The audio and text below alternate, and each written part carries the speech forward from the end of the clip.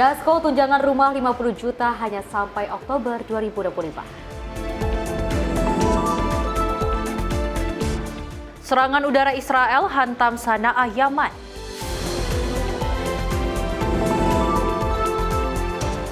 IES 2026 bakal dorong pertumbuhan ekonomi dan investasi.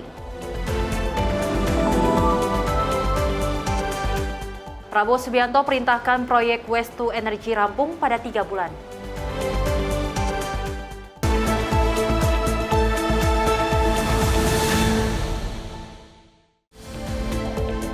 Halo, selamat pagi pemirsa Simpo TV. Selamat pagi Sally. Selamat pagi Festi. Apa kabar pagi hari ini? Pagi hari ini. Harus baik ya, Betul karena sekali. kita berdua akan terus memberikan informasi yang terbaik untuk pemirsa di rumah terkait dengan perpolitikan, ekonomi dan juga berita hiburan lainnya. Dan tentunya pemirsa, kami akan menghadirkan informasi seputar peristiwa. Bersama saya Sally Sregar. Dan saya Festi Ramadi, ini dia Menyapa Indonesia Pagi selengkapnya.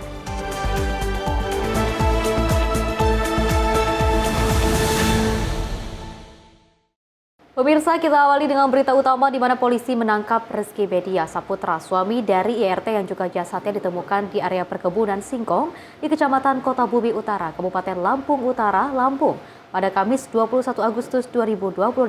Rizky ditangkap selang beberapa jam setelah jasad korban ditemukan.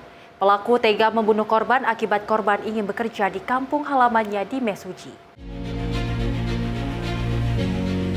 Polres Lampung Utara berhasil menangkap pelaku pembunuhan seorang IRT yang jasadnya ditemukan di areal perkebunan Singkong di Kecamatan Kota Bumi Utara, Kabupaten Lampung Utara pada Kamis 21 Agustus 2025 malam.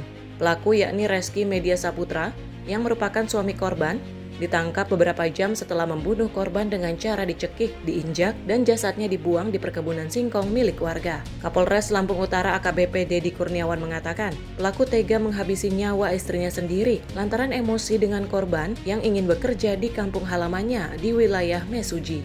Pelaku kesal saat terlibat cekcok korban memukul pelaku. Pelaku lalu mencekik dan menginjak korban hingga tewas di kebun Singkong.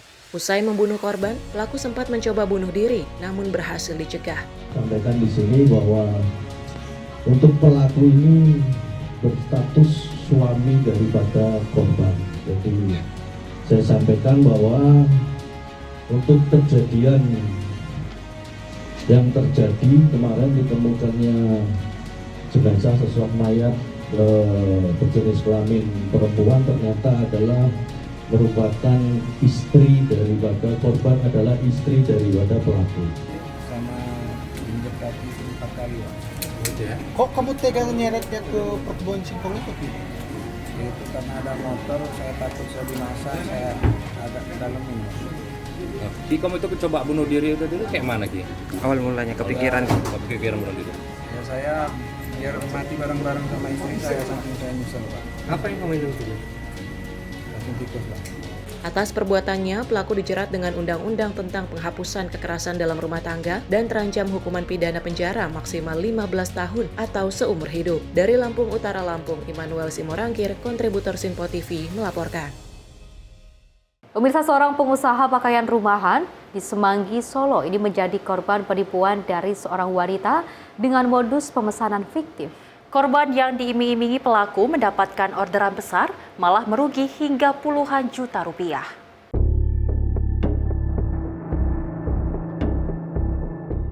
Inilah pelaku penipuan dengan modus pemesanan fiktif yang berhasil diringkus Satreskrim Polresta Solo.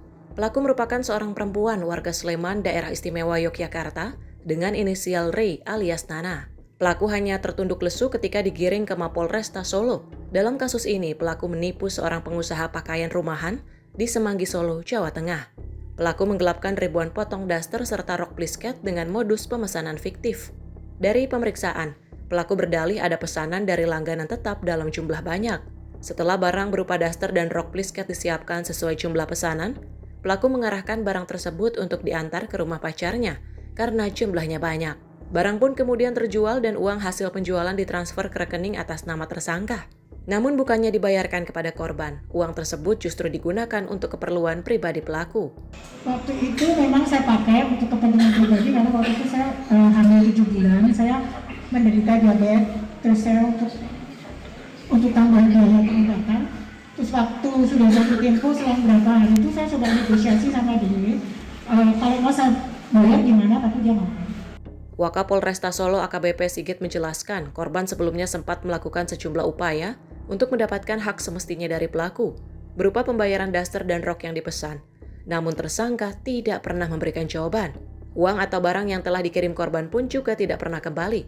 Hingga akhirnya korban melapor ke polisi dan mengamankan pelaku beserta barang bukti. Pelaku minta ke adminnya untuk menjual semua barang milik korban dengan cara mengantar barang ke rumah adminnya melalui ojek online. Adminnya menjual barang milik korban ke beberapa pembeli dengan harga murah. Setelah barang itu laku terjual, admin mentransfer uang hasil penjualan ke rekening milik pelaku. Tersangka dikenakan dengan pasal penggelapan dalam jabatan penggelapan sebagaimana dimaksud pasal 374 atau 372 KUHP.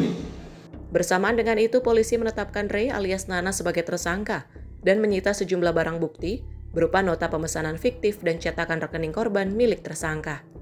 Akibat perbuatannya, tersangka dijerat pasal 374 atau 372 KUHP dengan ancaman hukuman maksimal 5 tahun penjara. Dari Solo, Jawa Tengah, Raditya Hermansyah, kontributor Sinpo TV melaporkan.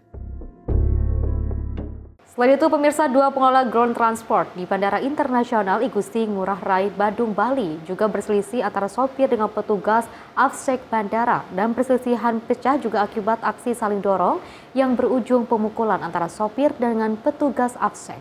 Petugas Afsek kemudian melaporkan kejadian tersebut ke kantor polisi.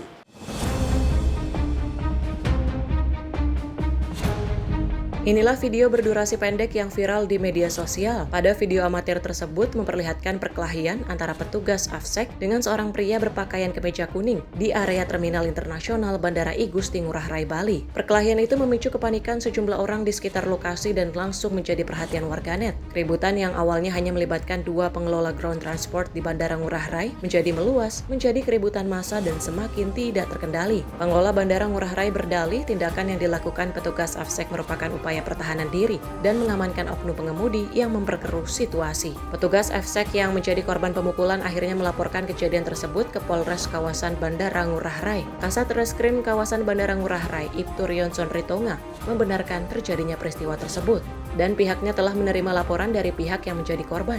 Saat ini Satreskrim Polres Bandara masih melakukan pendalaman dengan memeriksa keterangan para saksi maupun korban untuk mengungkap secara jelas peristiwa tersebut. 2 korban laki-laki yang bekerja sebagai Afsek masing-masing berinisial Kadek PP yang beralamat di Gianyar, Bali, dan Kadek AK yang beralamat di Tuban, Kuta Badung.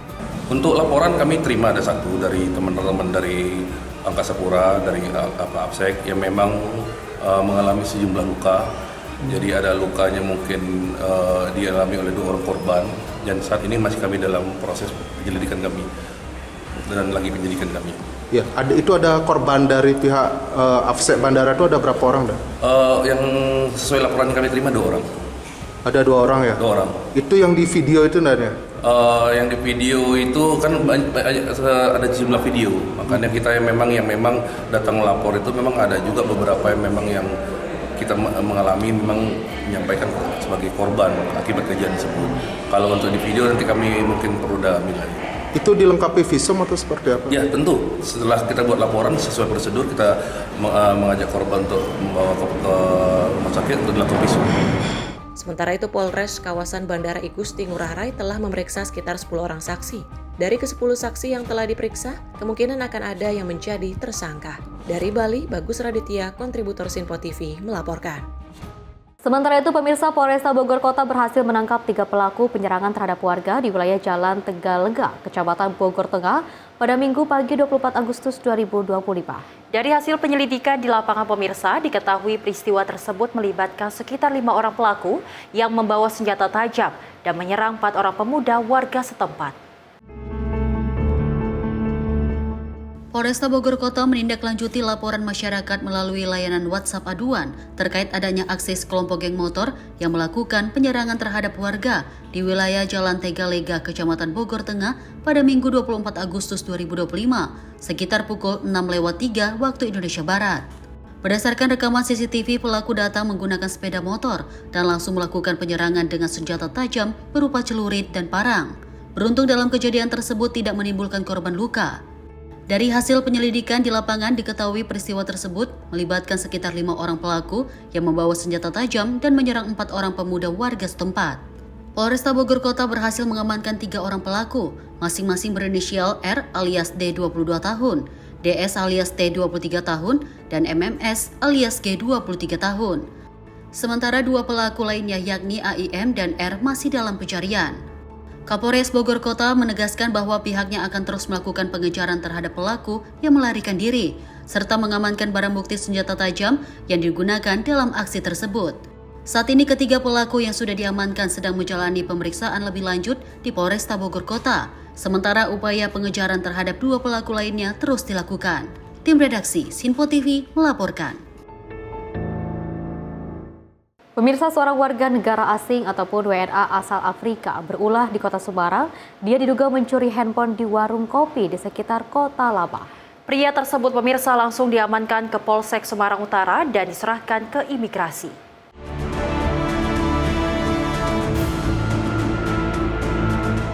Seorang warga negara asing WNA asal Afrika berulah di Kota Semarang. Dia diduga mencuri handphone di warung kopi di sekitar Kota Lama. Dari informasi yang dihimpun, kejadian berawal saat pelaku pura-pura hendak membeli kopi. Saat penjual lengah, handphone dibawa lari namun ketahuan pemiliknya. Aksi kejar-kejaran pun tak terelakkan. Dari lokasi awal TKP warung kopi, depan palang wilayah Semarang Utara, dikejar warga hingga Jalan Sendowo. Dari kejadian tersebut, sejumlah warga ikut tersulut emosi hingga ingin memberikan salam olahraga. Namun lagi-lagi pihak kepolisian datang di saat yang tepat hingga akhirnya pelaku yakni warga negara Afrika ini berhasil diamankan dan digiring ke polsek terdekat. Tim redaksi Sinpo TV melaporkan. Pemirsa, anggota Quick Response atau QR Polresta Bogor Kota membubarkan sekelompok pemuda yang kedapatan tengah berkumpul sambil mengkonsumsi minuman keras di wilayah Kota Bogor pada Minggu 24 Agustus 2025. Dengan sigapnya pemirsa, anggota QR Polresta Bogor Kota langsung membubarkan kelompok tersebut dan memberikan teguran serta imbauan agar tidak mengulangi perbuatannya. Anggota Quick Response Polresta Bogor Kota Polda Jabar bertindak tegas dengan membubarkan sekelompok pemuda yang kedapatan tengah berkumpul sambil mengkonsumsi minuman keras di wilayah Kota Bogor pada Minggu dini hari 24 Agustus 2025. Tindakan ini dilakukan saat petugas melaksanakan patroli kewilayahan dan melihat berkumpul dan diketahui mengkonsumsi miras hingga larut malam. Dengan sigap, anggota Quick Response Polresta Bogor Kota langsung membubarkan kelompok tersebut dan memberikan teguran serta himbauan agar tidak mengulangi perbuatannya yang dapat memicu gangguan keamanan dan ketertiban masyarakat atau Kamtibnas. Tim redaksi Sinpo TV melaporkan. Pemirsa, seorang warga Kampung Pulo, Lasmono, 60 tahun ditemukan meninggal dunia di dasar Sungai Jagir, Kota Surabaya oleh tim penyelam SAR dan juga pada Senin pagi 25 Agustus 2025. Korban dilaporkan tenggelam saat buang air besar di tebing sungai. Usai hilang pemirsa, tim SAR gabungan langsung melakukan pencarian dengan mengerahkan penyelam dan juga perahu karet.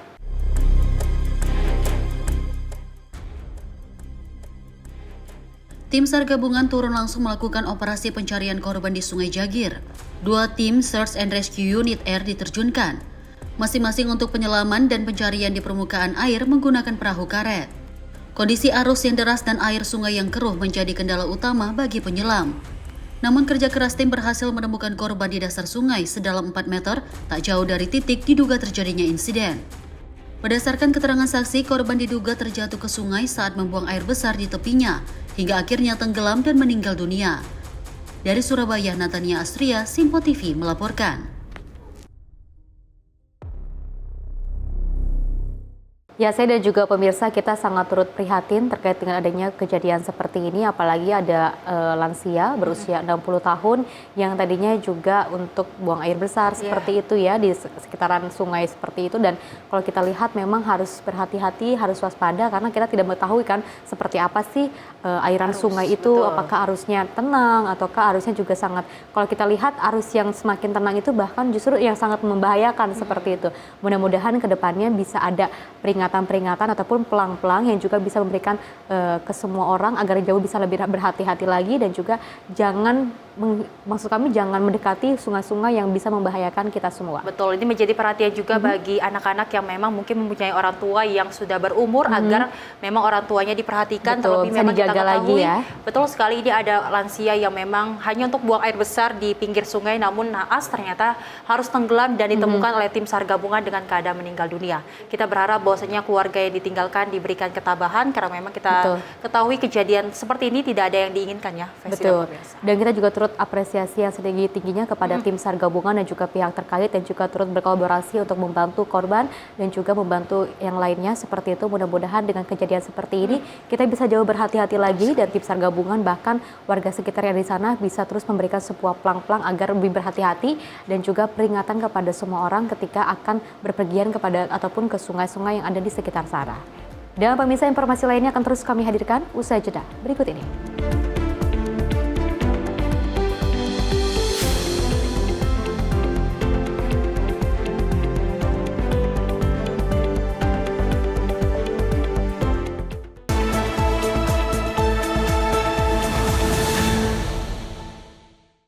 Apa Kareba Makassar? Kini siaran Sinpo TV telah hadir di kota Anda, Makassar, Sulawesi Selatan. Tentunya di channel digital 28 UHF. Dan pemirsa jangan lupa untuk terus melakukan scan ulang secara berkala agar tak ketinggalan dengan berbagai informasi dan tentunya program menarik di Sinpo TV.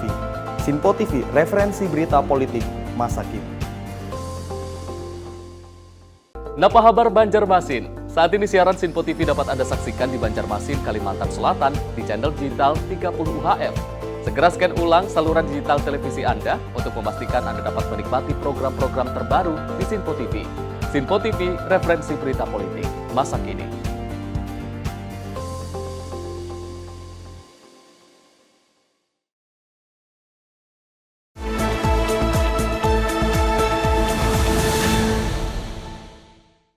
Terima kasih pemirsa, Anda masih menyaksikan Menyapa Indonesia Pagi.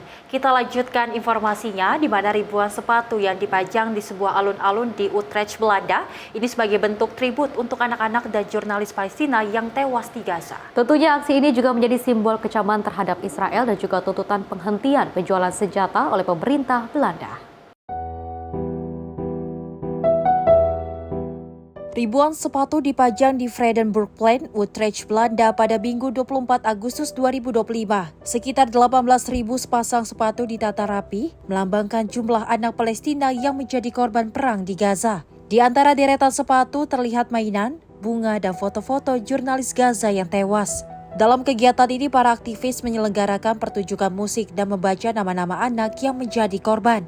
Penyelenggara mengungkapkan jumlah 18.000 sepatu hanya sebagian kecil dari jumlah sebenarnya anak-anak yang telah dibunuh di Gaza.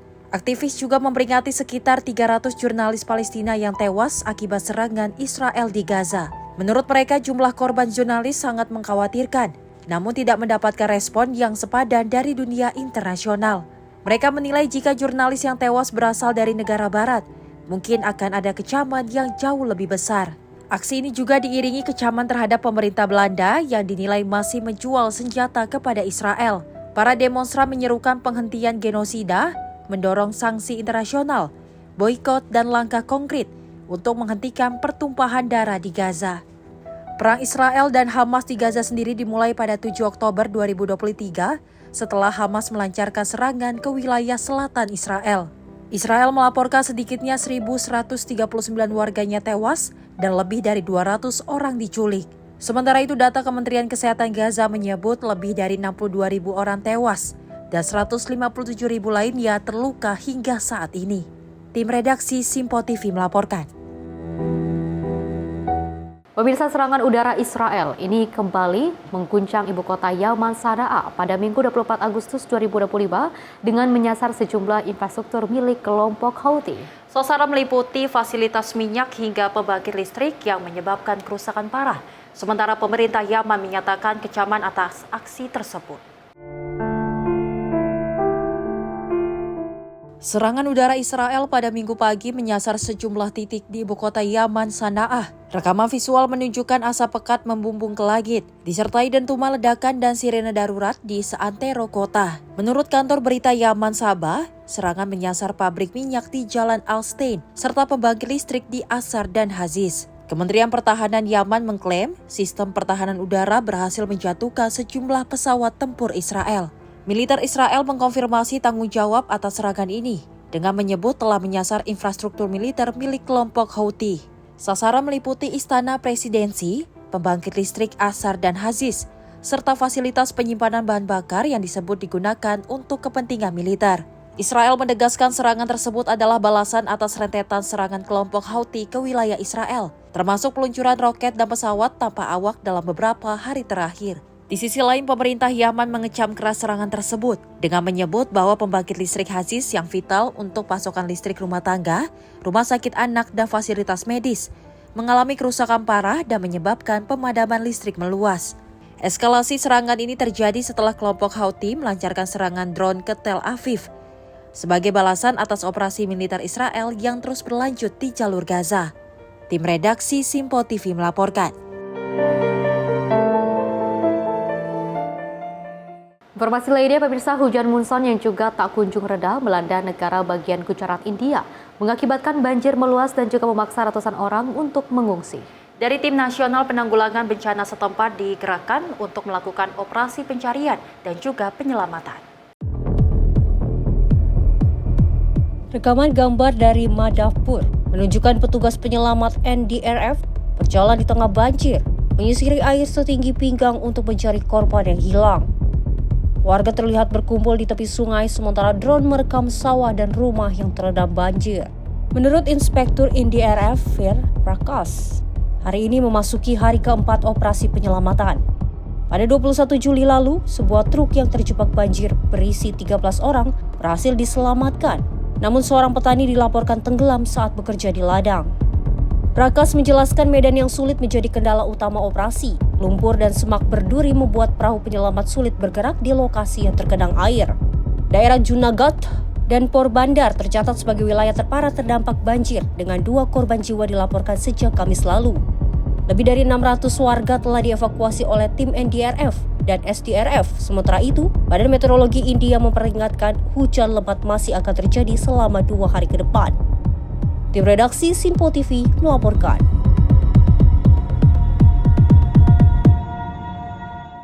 Pemirsa, Festival City of St. Sculptures resmi dibuka di Taman Ulang Tahun ke-300 St. Petersburg pada Jumat dengan menghadirkan pahatan pasir megah yang juga mengusung tema 80 tahun kemenangan dalam Perang Dunia Kedua.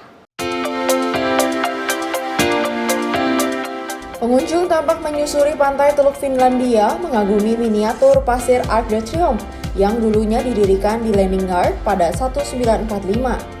Pameran juga menampilkan patung pasir tokoh bersejarah seperti Komandan Alexander Suvorov, Pangeran Alexander Nevsky, dan ilmuwan Dmitri Mendeleev. Menurut Nikolai Labutin, selaku manajer proyek, sebanyak 900 meter kubik pasir berkualitas tinggi dari tambang di wilayah Leningrad digunakan untuk membangun karya ini. Pengunjung mengapresiasi detail keindahan patung pasir, bahkan sebagian datang dari kota lain untuk menyaksikan langsung. Sebanyak 12 seniman termasuk juara kompetisi internasional dari seluruh Rusia terlibat dalam mengubah instalasi yang menghabiskan waktu 2 minggu. Festival City of St. Sculptures akan menyambut pengunjung setiap hari hingga 7 September 2025 di Taman Ulang Tahun ke-300 St. Petersburg.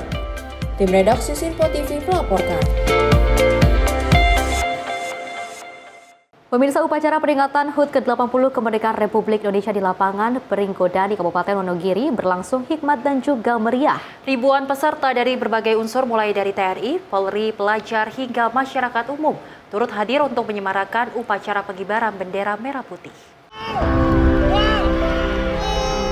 Upacara bendera memperingati 17 Agustus 2025 yang lalu diisi oleh berbagai unsur mulai dari TNI, Polri, pelajar, guru, mahasiswa, hingga masyarakat umum yang hadir dengan semangat nasionalisme yang tinggi. Pengibaran bendera merah putih oleh pasukan Paskibra berlangsung khidmat dan penuh hikmat. Daya tarik lain dalam upacara ini adalah penampilan marching band Pahana Giri Laksita Drum Band Corps SMP Negeri 2 Wonogiri yang mengiringi Devil dari berbagai sekolah menengah atas. Penampilan ini mendapat apresiasi dan menjadi hiburan bagi masyarakat. Di balik suksesnya penampilan drum band tersebut, ada dua sosok anggota TNI yang berperan penting, yaitu Sertu Budi Rianto dari Koramil 22 Slogo Himo dan Serda Catur dari Koramil 19 Wonogiri, Kodim 0728 Wonogiri. Kedua babinsa ini mendapat perintah langsung dari Dandim 0728 Wonogiri untuk memberikan pelatihan kepada siswa-siswi SMP Negeri 2 Wonogiri. Hasilnya drum band Bahana Giri Laksita mampu tampil memukau dan mengharumkan nama sekolah. Pada kesempatan ini kami dipercayakan untuk mengisi ekstrakurikuler di SMP Negeri 2 Wonogiri. Tepatnya di Kota Wonogiri, Kabupaten Wonogiri. Dan kita dipercaya alhamdulillah sudah berjalan selama 1 tahun lebih. Dan alhamdulillah kita sudah bisa mengawaki untuk mengiringi upacara hari besar seperti Harkitnas, hari ulang tahun Republik Indonesia, dan event-event yang lainnya. Maksud tujuannya kami di sini, kami ingin mendidik anak-anak lebih disiplin, lebih patuh terhadap perintah, dan tentunya lebih bersemangat dalam menuntut ilmu. Terutama saya dan Sertu Budi Rianto mengucapkan banyak terima kasih kepada Komandan Kodim 0728 Wonogiri yang mana telah memberikan waktu kepada saya, kepada Sertu Budi untuk melatih band-band SMP Negeri 2 Wonogiri sehingga kami bisa leluasa untuk melatih berekspresi karena telah diberikan waktu di sela-sela kegiatan kami. Untuk kami memajukan SMP Negeri 2 Wonogiri dan SMP Negeri 2 Wonogiri, kami beserta saya Sertu Budi, kami sepenuh hati melatih adik-adik agar supaya mereka ada jiwa korsa dan jiwa disiplin untuk meraih cita-cita yang akan diraihnya di masa yang akan datang. Dari Wonogiri, Sinpo TV melaporkan.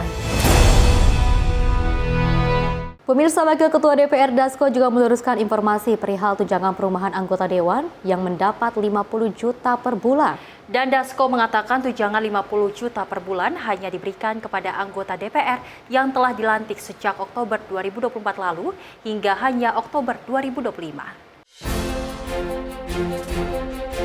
Wakil Ketua DPR Dasko menjelaskan bahwa anggota DPR mendapatkan tunjangan perumahan sebesar 50 juta per bulan hanya diberikan kepada anggota Dewan yang telah dilantik sejak Oktober 2024 lalu hingga Oktober 2025 mendatang. Dasko mengatakan uang tersebut akan digunakan untuk kontrak rumah selama 5 tahun atau selama periode 2024 hingga 2029. Tunjangan perumahan anggota DPR diberikan karena per Oktober 2024 mereka pun sudah tidak memperoleh fasilitas rumah, melainkan digantikan dengan uang kompensasi. Dirinya juga menegaskan November 2025 nanti, anggota DPR sudah tidak mendapatkan tunjangan perumahan lagi. Ya, jadi memang kita akan jelaskan kepada masyarakat bahwa tunjangan perumahan itu pada saat anggota DPR dilantik bulan Oktober 2024, itu anggota DPR sudah tidak mendapatkan fasilitas perumahan di Kalibata. Nah, sehingga dipandang perlu untuk kemudian memberikan fasilitas rumah berupa dana untuk kontrak rumah.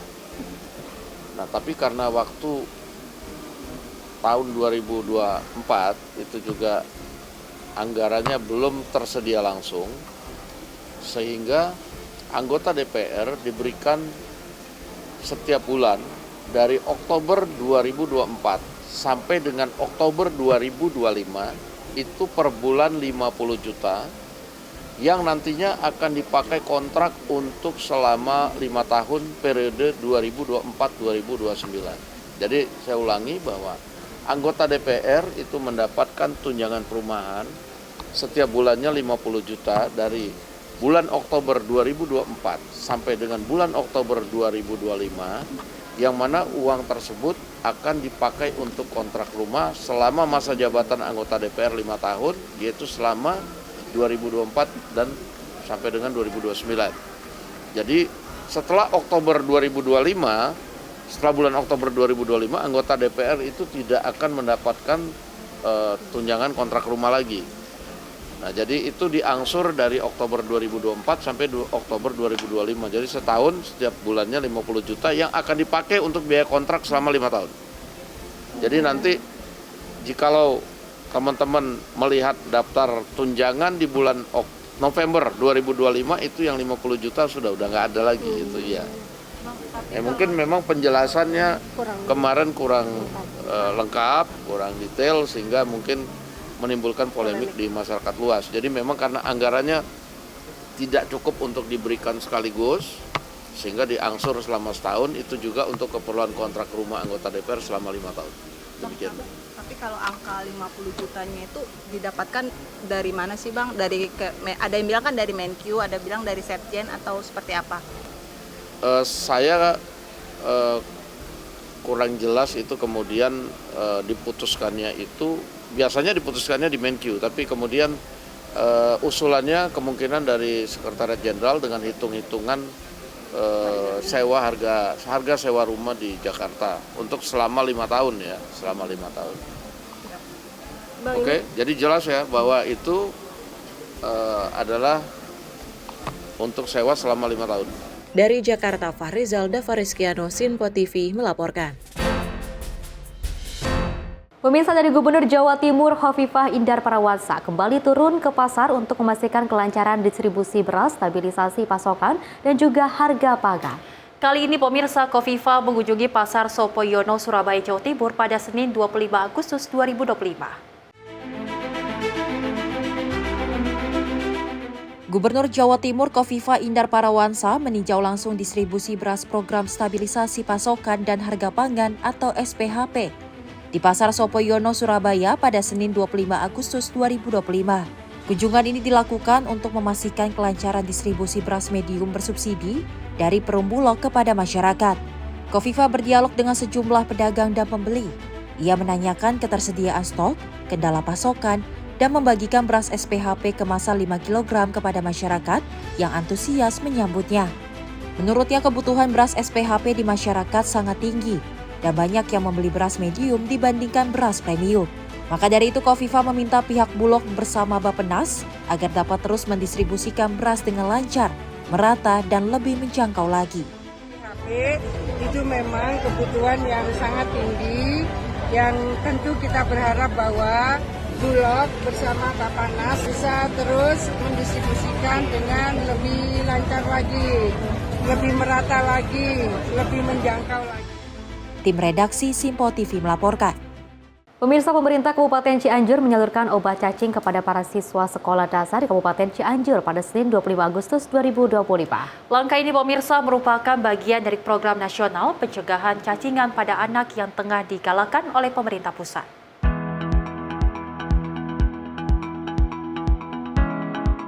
Bupati Cianjur Muhammad Wahyu Ferdian memberikan obat cacing secara simbolis kepada para siswa SDN Sukamanah 1, Kecamatan Cugenang, Kabupaten Cianjur pada Senin 25 Agustus 2025. Menurut Bupati Cianjur, pemberian obat cacing sangat penting untuk menjaga kesehatan dan tumbuh kembang anak. Karena cacingan dapat menurunkan fokus belajar, menghambat penyerapan nutrisi, mengganggu pertumbuhan, hingga menyebabkan anak sering merasa lemas. Ia menyebutkan obat cacing dapat diperoleh gratis di puskesmas atau melalui kegiatan program POPM yang rutin dilaksanakan di sekolah-sekolah. Program nasional ini mewajibkan anak-anak mengonsumsi obat cacing minimal 2 kali dalam setahun. Warga masyarakat bisa datang ke puskesmas, kita gratis obatnya, atau juga puskesmas ada program namanya POPM, itu tuh, pemberian obat pencegahan massal cacingan di sekolah-sekolah. Pemkab Cianjur berkomitmen untuk terus mendukung program kesehatan nasional tersebut demi menciptakan generasi yang lebih sehat, cerdas, dan produktif. Tim redaksi Sinpo TV melaporkan. Selain itu, pemirsa, Pemkab Bandung juga akan merekrut 31 pendamping Koperasi Merah Putih yang bertujuan untuk memastikan program Koperasi Merah Putih bisa berjalan sehat. Dari Bupati Bandung, Dadang Supriyatna menyampaikan bahwasanya tugas dari tenaga pendamping tersebut untuk bisa memberikan pendampingan intensif dan juga supervisi terhadap operasional Koperasi Merah Putih di masing-masing kecamatan.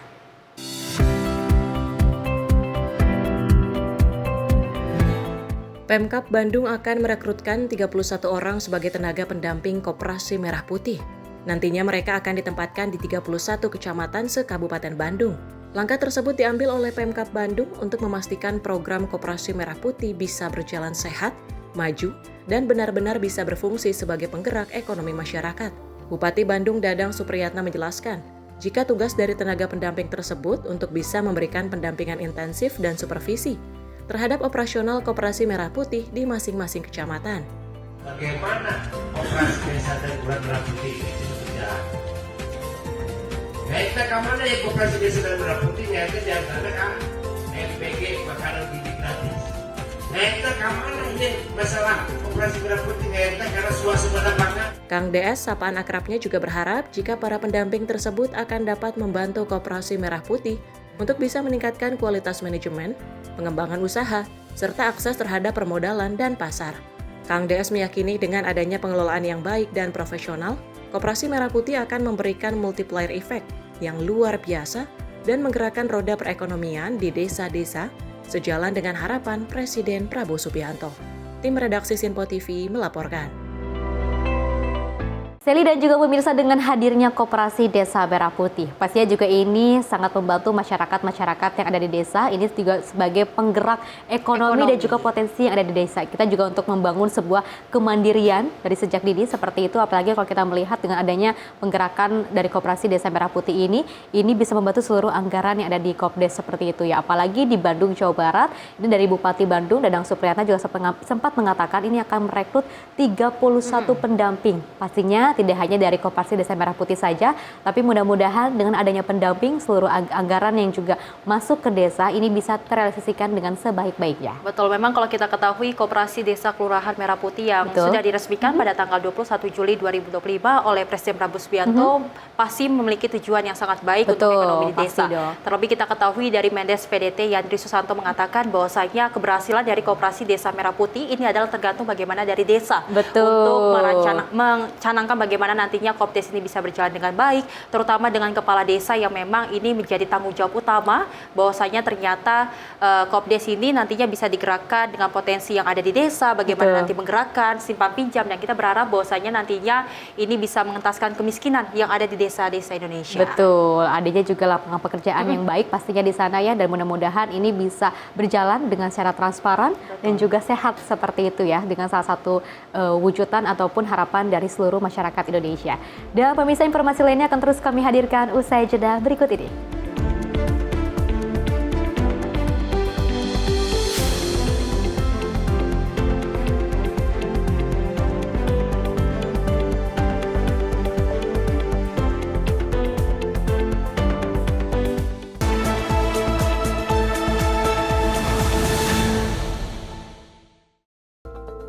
Via KBRN Des Jawa Tengah, bagi Anda yang berada di Gombel, Jawa Tengah, siaran Sinpo TV kini telah hadir di channel digital 30 UHF.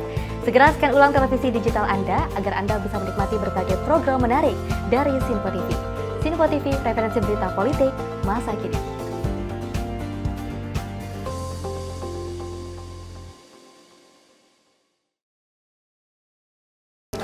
Halo area-area Surabaya, kini Sinpo TV hadir di Surabaya melalui channel digital 35 UHF.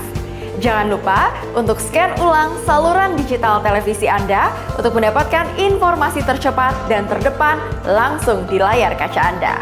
Sinpo TV, News, Sport, Entertainment.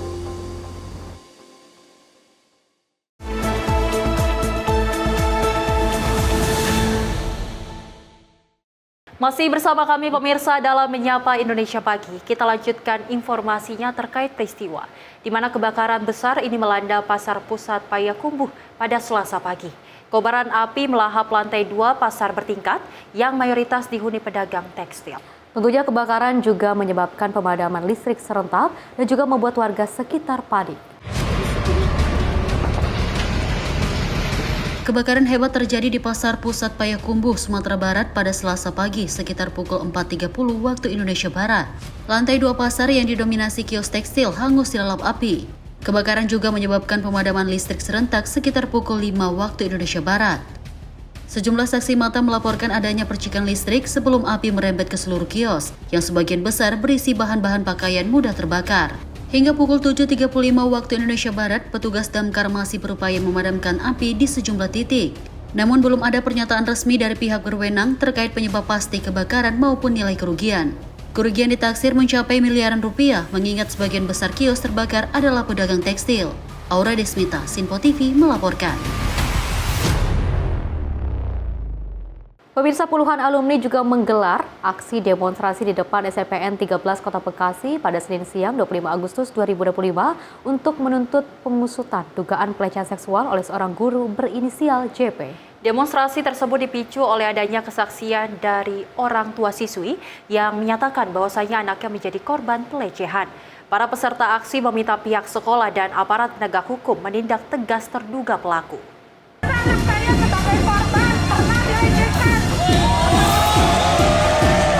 Demonstrasi dilakukan dengan membawa spanduk dan poster bertulisan seruan untuk menghentikan pencabulan di lingkungan sekolah. Seorang orang tua siswi yang berinisial BY mengungkapkan bahwa anaknya diduga menjadi salah satu korban perilaku cabul oleh guru berinisial JP. Ia meminta agar pelaku segera diadili dan sekolah bertindak tegas. Menurut Kepala Sekolah SMP Negeri 13 Kota Bekasi, Tetik Atika, sekolah telah menerima laporan terkait dugaan pelecehan terhadap salah satu siswa aktif dan sudah menindaklanjuti sesuai prosedur. Hingga kini masyarakat dan alumni terus mendorong agar kasus ini tidak dianggap sepele dan pelaku dapat diproses hukum seadil-adilnya. Dari Bekasi, Natania Asria, Sinpo TV melaporkan. Pemirsa, sebuah mobil nekat menerobos kerumunan demonstran di kawasan Pejompongan, Tanah Abang, Jakarta Pusat. Insiden ini pemirsa sempat menyulut keributan hingga pengemudi mobil tersebut menjadi sasaran amukan massa. Kericuhan terjadi saat sebuah mobil memaksa melintas di tengah aksi demonstrasi di kawasan Pejompongan, Tanah Abang, Jakarta Pusat pada hari Senin 25 Agustus 2025.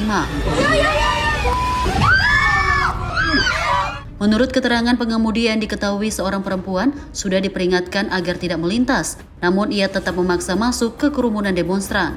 Aksi itu memicu kemarahan massa yang berada di lokasi dan membuat panik sang pengemudi hingga menabrak seorang pengendara motor sampai terpental. Massa yang kesal mulai mengejar mobil tersebut dan melemparinya serta memukul mobil dengan kayu hingga kaca mobil retak. Beruntung warga lain bertindak cepat dan langsung mengamankan pengemudi dari amukan massa. Dari Jakarta, Aura Desmita, Sinpo TV melaporkan. Pemirsa, diminta bayar 8 juta rupiah untuk beli alat medis keluarga balita yang meninggal dunia usai operasi di RSUD Abdul Muluk, Lampung. Laporkan oknum dokter ke polisi. Oknum dokter dilaporkan atas dugaan tindak pidana penipuan dan juga penggelapan serta pungli sebab pasien berstatus penerima BPJS Kesehatan.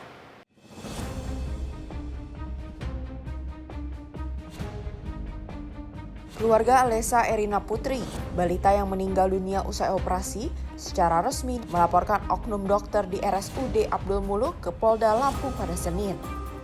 Orang tua balita, Sandi Saputra dan Nida Usofi, melaporkan oknum dokter bedah anak, Dr. Billy Rosan, dengan didampingi langsung oleh tim kuasa hukum. Dalam laporannya, oknum dokter tersebut diduga melakukan tindak pidana penipuan dan penggelapan. Sang dokter membujuk orang tua pasien yang berstatus penerima BPJS Kesehatan untuk membeli alat medis harga 8 juta rupiah.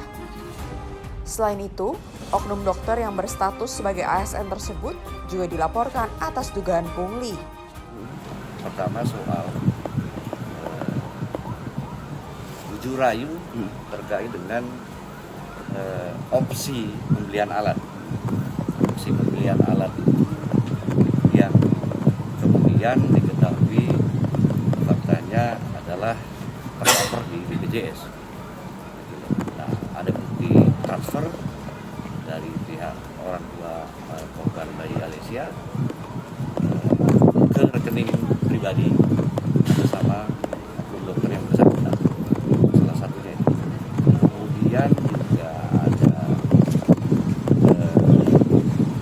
dugaan yang didakwa terkait dengan ya bagaimana caranya keluarga pasien membeli alat yang dimaksud lah, kira-kira seperti itu.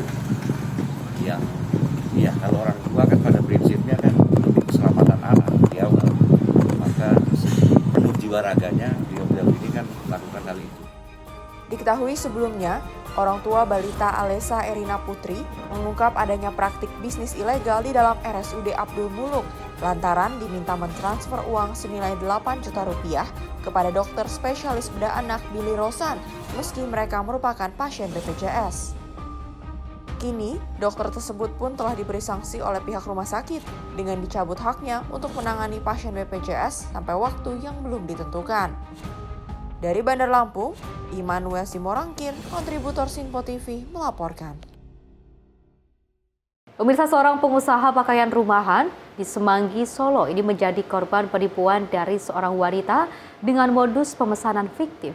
Korban yang diiming-imingi pelaku mendapatkan orderan besar malah merugi hingga puluhan juta rupiah.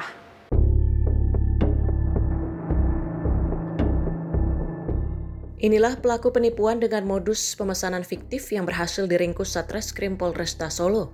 Pelaku merupakan seorang perempuan warga Sleman, Daerah Istimewa Yogyakarta, dengan inisial Ray alias Nana. Pelaku hanya tertunduk lesu ketika digiring ke Mapolresta Solo. Dalam kasus ini, pelaku menipu seorang pengusaha pakaian rumahan di Semanggi, Solo, Jawa Tengah.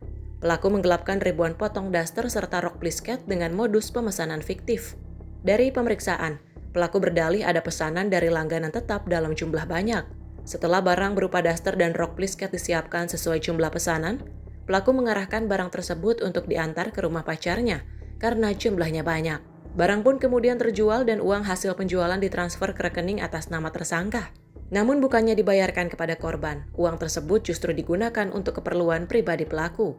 Waktu itu memang saya pakai untuk kepentingan pribadi karena waktu itu saya hamil 7 bulan, saya menderita diabetes, terus saya untuk tambahan biaya pengobatan. Terus waktu sudah jatuh tempo selang berapa hari itu saya sudah negosiasi sama dia, kalau mau saya bayar gimana, tapi dia mau. Wakapolresta Solo AKBP Sigit menjelaskan, korban sebelumnya sempat melakukan sejumlah upaya untuk mendapatkan hak semestinya dari pelaku, berupa pembayaran daster dan rok yang dipesan. Namun tersangka tidak pernah memberikan jawaban. Uang atau barang yang telah dikirim korban pun juga tidak pernah kembali. Hingga akhirnya korban melapor ke polisi dan mengamankan pelaku beserta barang bukti. Pelaku minta ke adminnya untuk menjual semua barang milik korban dengan cara mengantar barang ke rumah adminnya melalui ojek online. Adminnya menjual barang milik korban ke beberapa pembeli dengan harga murah. Setelah barang itu laku terjual, admin mentransfer uang hasil penjualan ke rekening milik pelaku. Tersangka dikenakan dengan pasal penggelapan dalam jabatan penggelapan sebagaimana dimaksud pasal 374 atau 372 KUHP. Bersamaan dengan itu, polisi menetapkan Ray alias Nana sebagai tersangka dan menyita sejumlah barang bukti berupa nota pemesanan fiktif dan cetakan rekening korban milik tersangka. Akibat perbuatannya, tersangka dijerat pasal 374 atau 372 KUHP dengan ancaman hukuman maksimal 5 tahun penjara. Dari Solo, Jawa Tengah, Raditya Hermansyah, kontributor Sinpo TV melaporkan. Pemirsa, pesawat kargo milik maskapai Amol Air mengalami kecelakaan di Bandara Aminggaru, Ilaga, Kabupaten Puncak. Pesawat dengan nomor registrasi PKPPI ini terbakar setelah menabrak pos portal Kopaska.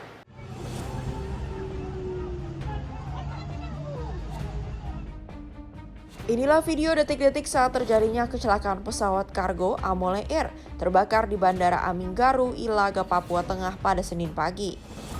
Dalam rekaman video amatir warga tersebut, terlihat pesawat masih dalam keadaan menyala. Namun api sudah membakar pesawat dari bagian depan, sementara pilot dan co-pilot langsung menyelamatkan diri keluar dari pesawat. Pesawat naas tersebut sebelumnya terbang dari Bandara Moses Kilangin Timika tujuan Bandara Aminggaru, Ilaga. Namun ketika mendarat, pesawat kehilangan kendali dan menabrak pos pasgat dan terbakar.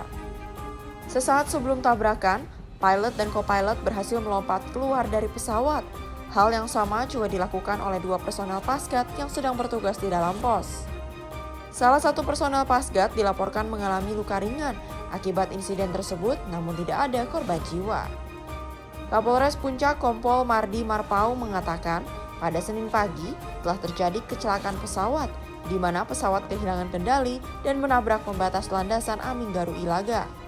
Terjadi kecelakaan penerbangan pesawat udara aviasi Puncak PKPPI atau Amole Air yang kehilangan kendali dan menabrak pos Pasgat TNI Angkatan Udara yang bertempat di ujung landasan Bandar Udara Aminggaru Distrik Omikau, Kabupaten Puncak, Provinsi Papua Tengah.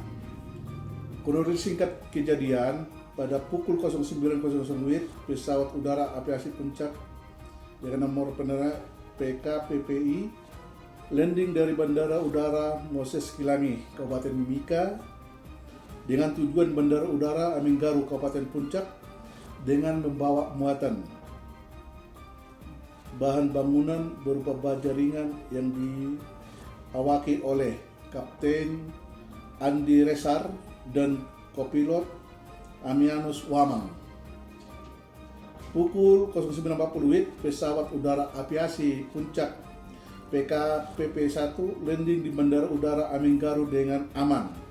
Sampai pada ujung landasan, di mana pesawat aviasi Puncak PKPPI yang diawaki oleh Kapten Andi Resar dan kopilot Amianus Numang kehilangan kendali dan menabrak pos Pasgat sampai ke pagar bandara. Minimnya armada pemadam menyebabkan api dengan cepat menghabiskan seluruh badan pesawat.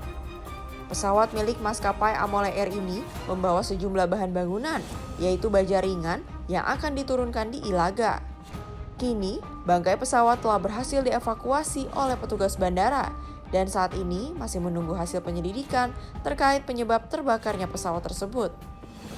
Dari Jayapura, Papua, tim kontributor Sinpo TV melaporkan.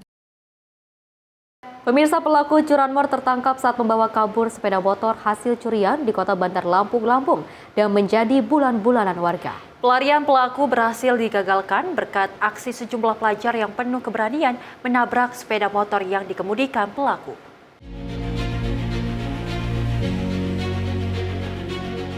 Seorang pelaku curanmor asal Kabupaten Lampung Tengah berinisial SAR nyaris tewas usai dihakimi massa di Jalan Lintas Sumatera Haji Mena, Lampung pada Senin. Pelaku tertangkap warga usai terlibat kejar-kejaran dengan sejumlah pelajar yang memergokinya membawa kabur sepeda motor yang dicuri di Jalan Pramuka, Kota Bandar Lampung. Dalam pengejaran, sejumlah pelajar dengan penuh keberanian menabrak sepeda motor yang dikemudikan pelaku hingga jatuh. Seorang pelajar pun mengalami luka di bagian tangan akibat diserang pelaku. Saat ini pelaku telah diserahkan di Mapolresta Bandar Lampung untuk proses hukum lebih lanjut. Polisi pun akan melakukan pengembangan untuk mengungkap pelaku lainnya. Yang bersangkutan diketahui kedapatan melakukan pencurian kendaraan bermotor, namun diketahui oleh masyarakat sehingga sempat diamankan oleh masyarakat dan tim kami, tim TK 308 Satreskrim Polresta Bandar Lampung langsung menuju TKP untuk mengamankan terduga pelaku.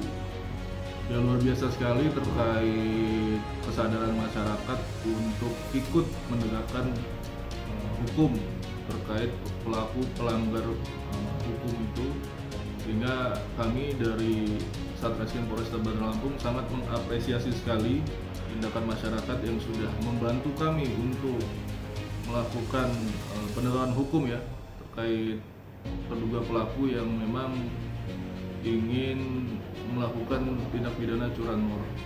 Dari Bandar Lampung, Lampung, Immanuel Simorangkir, kontributor Sinpo TV melaporkan.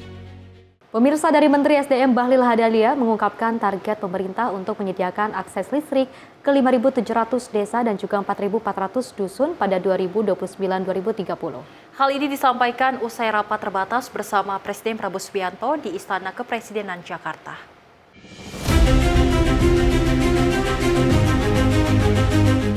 Salah satu hasil rapat terbatas yang dipimpin Presiden Prabowo Subianto di Istana Kepresidenan Jakarta adalah rencana pemerintah menyalurkan listrik ke 5.700 desa dan 4.400 dusun pada tahun 2029 hingga 2030. Target tersebut disampaikan oleh Menteri ESDM Bahlil Lahadalia usai mengikuti rapat bersama sejumlah Menteri Kabinet Merah Putih pada Senin 25 Agustus 2025. Dalam pertemuan tersebut, pemerintah turut membahas program-program yang belum terrealisasi di tahun 2025, serta menyusun agenda prioritas untuk tahun-tahun selanjutnya. Menurut Bahlil, anggaran untuk program elektrifikasi ini masih dalam proses perhitungan, namun sudah masuk dalam rancangan APBN 2026.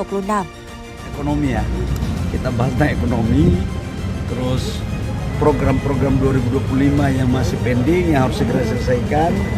Terus kita juga berbicara tentang prospek program 2026 dalam rangka pertumbuhan ekonomi.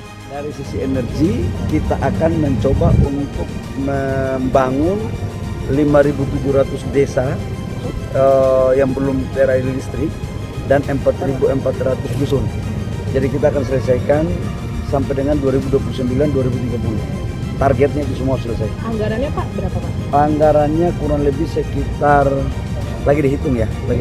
Tapi mulai di 2025 di perubahan anggaran dan 2026 sudah dimasukkan anggarannya. Dari APBN Pak? APBN, karena itu kan untuk pelayanan masyarakat. Karena apa? Tadi kami melapor kepada Bapak Presiden, ini urusan rakyat kecil di bawah ini nggak bisa kita menghitung secara ekonomi. Jadi dibutuhkan kehadiran negara. Dan Bapak Presiden memerintahkan langsung menganggarkan. Terkait rencana penyaluran LPG 3 kg, Menteri ESDM Bahlil menegaskan bahwa mulai tahun depan pembeliannya akan dibatasi dan diatur menggunakan KTP.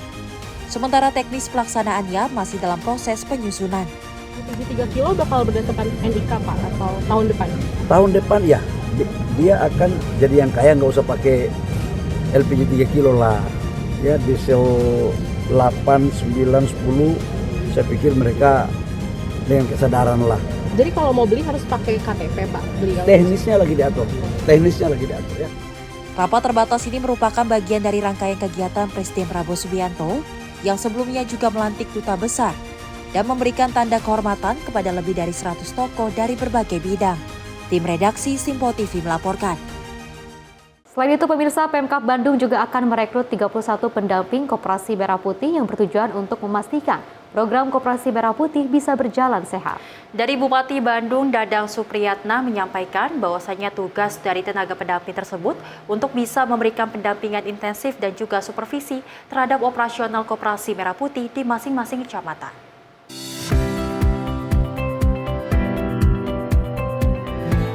Pemkab Bandung akan merekrutkan 31 orang sebagai tenaga pendamping Koperasi Merah Putih. Nantinya mereka akan ditempatkan di 31 kecamatan se-Kabupaten Bandung. Langkah tersebut diambil oleh Pemkab Bandung untuk memastikan program Koperasi Merah Putih bisa berjalan sehat, maju, dan benar-benar bisa berfungsi sebagai penggerak ekonomi masyarakat.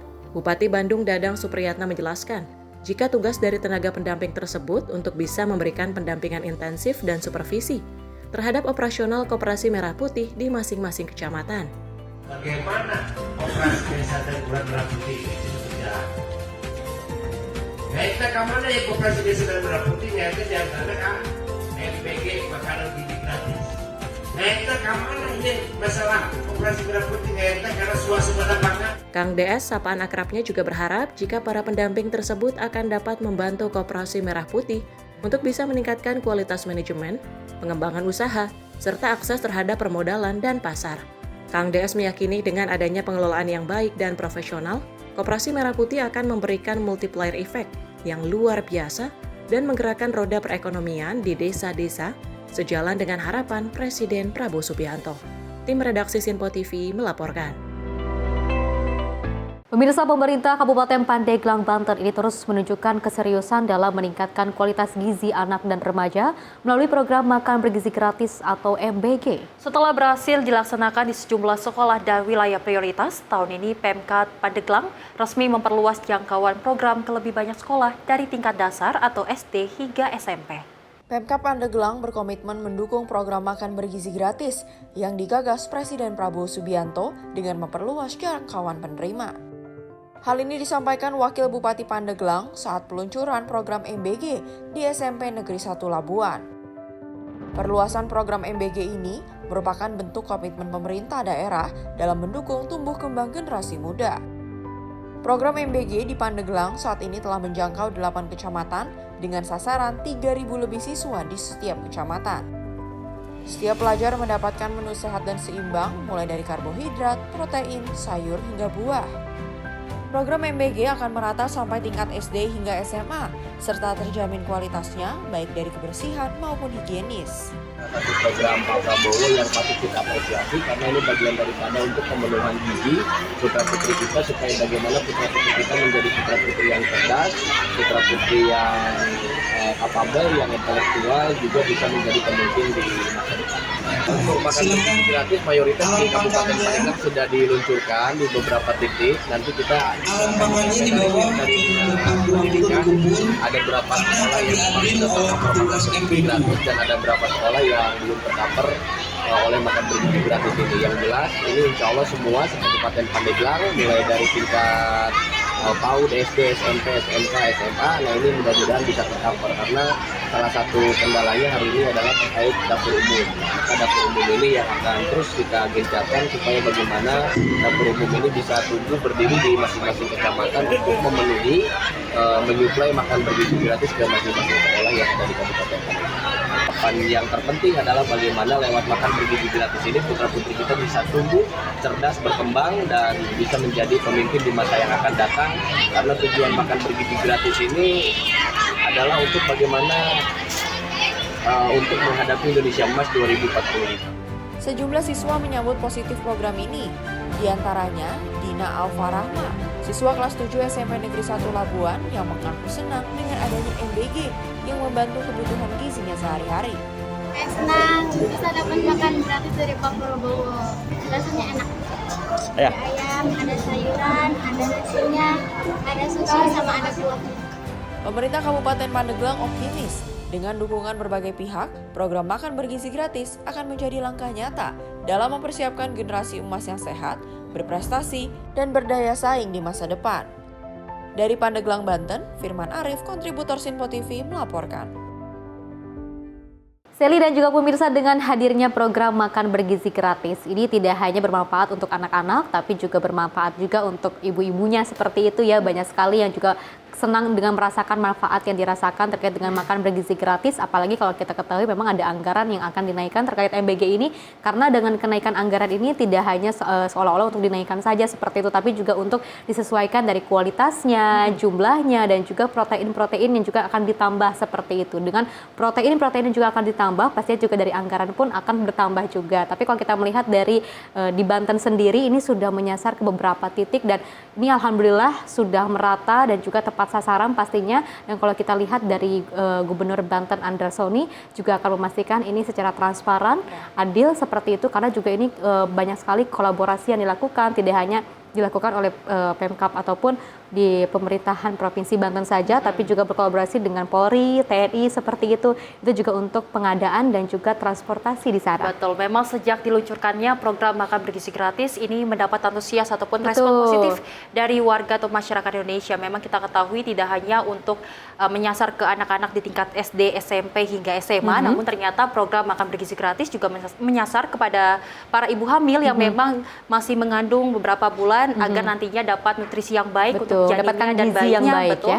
Karena memang kita ketahui program ini diluncurkan agar menurunkan angka stunting yang ada di Indonesia, dan pastinya dari pemerintah Indonesia saat ini telah menargetkan banyak sekali nantinya titik-titik yang akan diluncurkan program tersebut, karena memang nantinya ini kita berharap dari Prabowo Subianto juga menyatakan bahwasanya akan menyasar dan merata ke seluruh provinsi yang ada di Indonesia. Betul, dan juga akan menyasar ke 4 juta penerima manfaat seperti itu ya. Kalau kita ketahui memang manfaatnya sangat banyak sekali dari pemerintahan Presiden Prabowo Subianto, tidak hanya dari program makan bergizi gratis, tapi juga ada sekolah rakyat dan menyasar juga ke cek kesehatan gratis. Dan pemirsa, informasi lainnya akan terus kami hadirkan usai jeda berikut ini.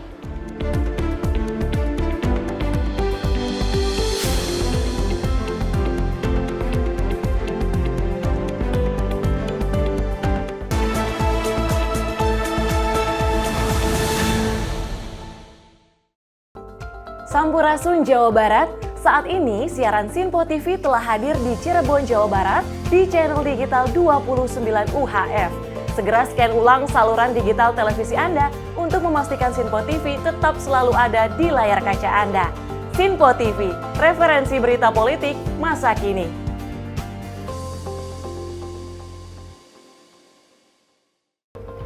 Om Swastiastu Semoton, bagi Anda yang berada di Bali, khususnya di Bukit Bakung, kini Anda dapat menikmati siaran Sinpo TV di channel digital 30 UHF. Segera scan ulang televisi digital atau set-top box Anda untuk memastikan tidak melewati program-program terbaik di Sinpo TV. Sinpo TV, referensi berita politik masa kini.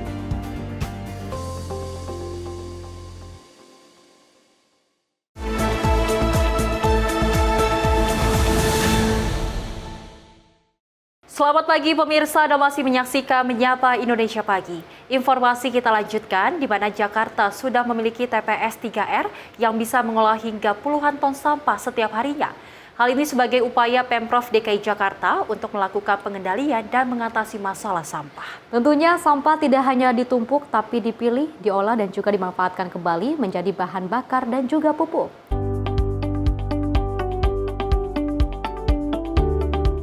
TPS 3R di Jakarta memiliki mesin yang mampu mengolah sampah sebanyak 25 hingga 50 ton per hari. Melalui video yang dibagikan di akun sosial media Instagram @DKI Jakarta, TPS 3R Semper Jakarta Utara misalnya, merupakan solusi mengurangi volume sampah yang dibuang ke TPST atau tempat pengelolaan sampah terpadu Bantar Gebang. Sampah di TPS 3R ini sebagian besar berasal dari sampah rumah tangga yang diolah sekitar 3-5 ton per hari, tergantung masing-masing wilayah. Sampahnya tidak hanya ditumpuk, tapi dipilih, diolah, dan dimanfaatkan kembali. Di antaranya sampah organik diolah jadi pupuk kompos, dan sampah anorganik bisa dijadikan RDF atau bahan bakar yang digunakan untuk industri semen. Menariknya, di sini juga ada budidaya maggot. Hal ini dinilai efektif dalam mengurangi sampah organik dan bisa jadi produk bernilai ekonomi. Sampai saat ini ada 1 RDF plant di Rorotan, 40 TPS 3R, dan 4.948 bank sampah yang dibangun masing-masing wilayah di Jakarta. Dari Jakarta, tim redaksi Sinpo TV melaporkan. Selain itu, pemirsa, 2 pengelola ground transport di Bandara Internasional I Gusti Ngurah Rai, Badung, Bali juga berselisih antara sopir dengan petugas AFSEK bandara, dan perselisihan pecah juga akibat aksi saling dorong yang berujung pemukulan antara sopir dengan petugas AFSEK. Petugas AFSEK kemudian melaporkan kejadian tersebut ke kantor polisi.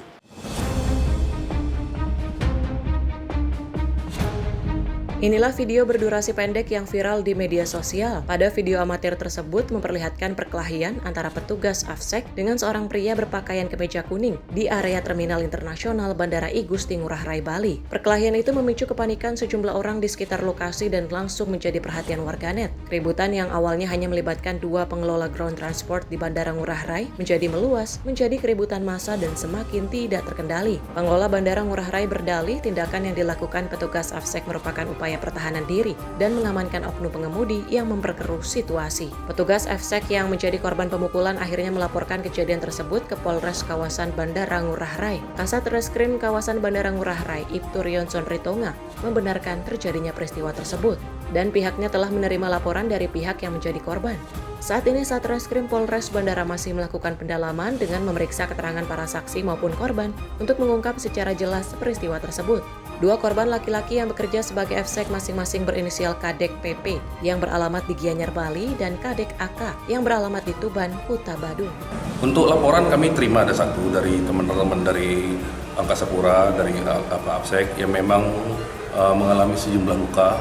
Jadi ada lukanya mungkin dialami oleh 2 orang korban, dan saat ini masih kami dalam proses penyelidikan kami dan lagi penyelidikan kami. Ya, itu ada korban dari pihak AFSEK bandara itu ada berapa orang dah? Yang sesuai laporan yang kami terima 2 orang. Ada 2 orang ya? 2 orang. Itu yang di video itu enggak ya? Yang di video itu kan ada sejumlah video, makanya kita yang memang datang melapor itu memang ada juga beberapa yang memang yang kita mengalami memang menyampaikan sebagai korban akibat kejadian tersebut. Kalau untuk di video nanti kami mungkin perlu dalami lagi.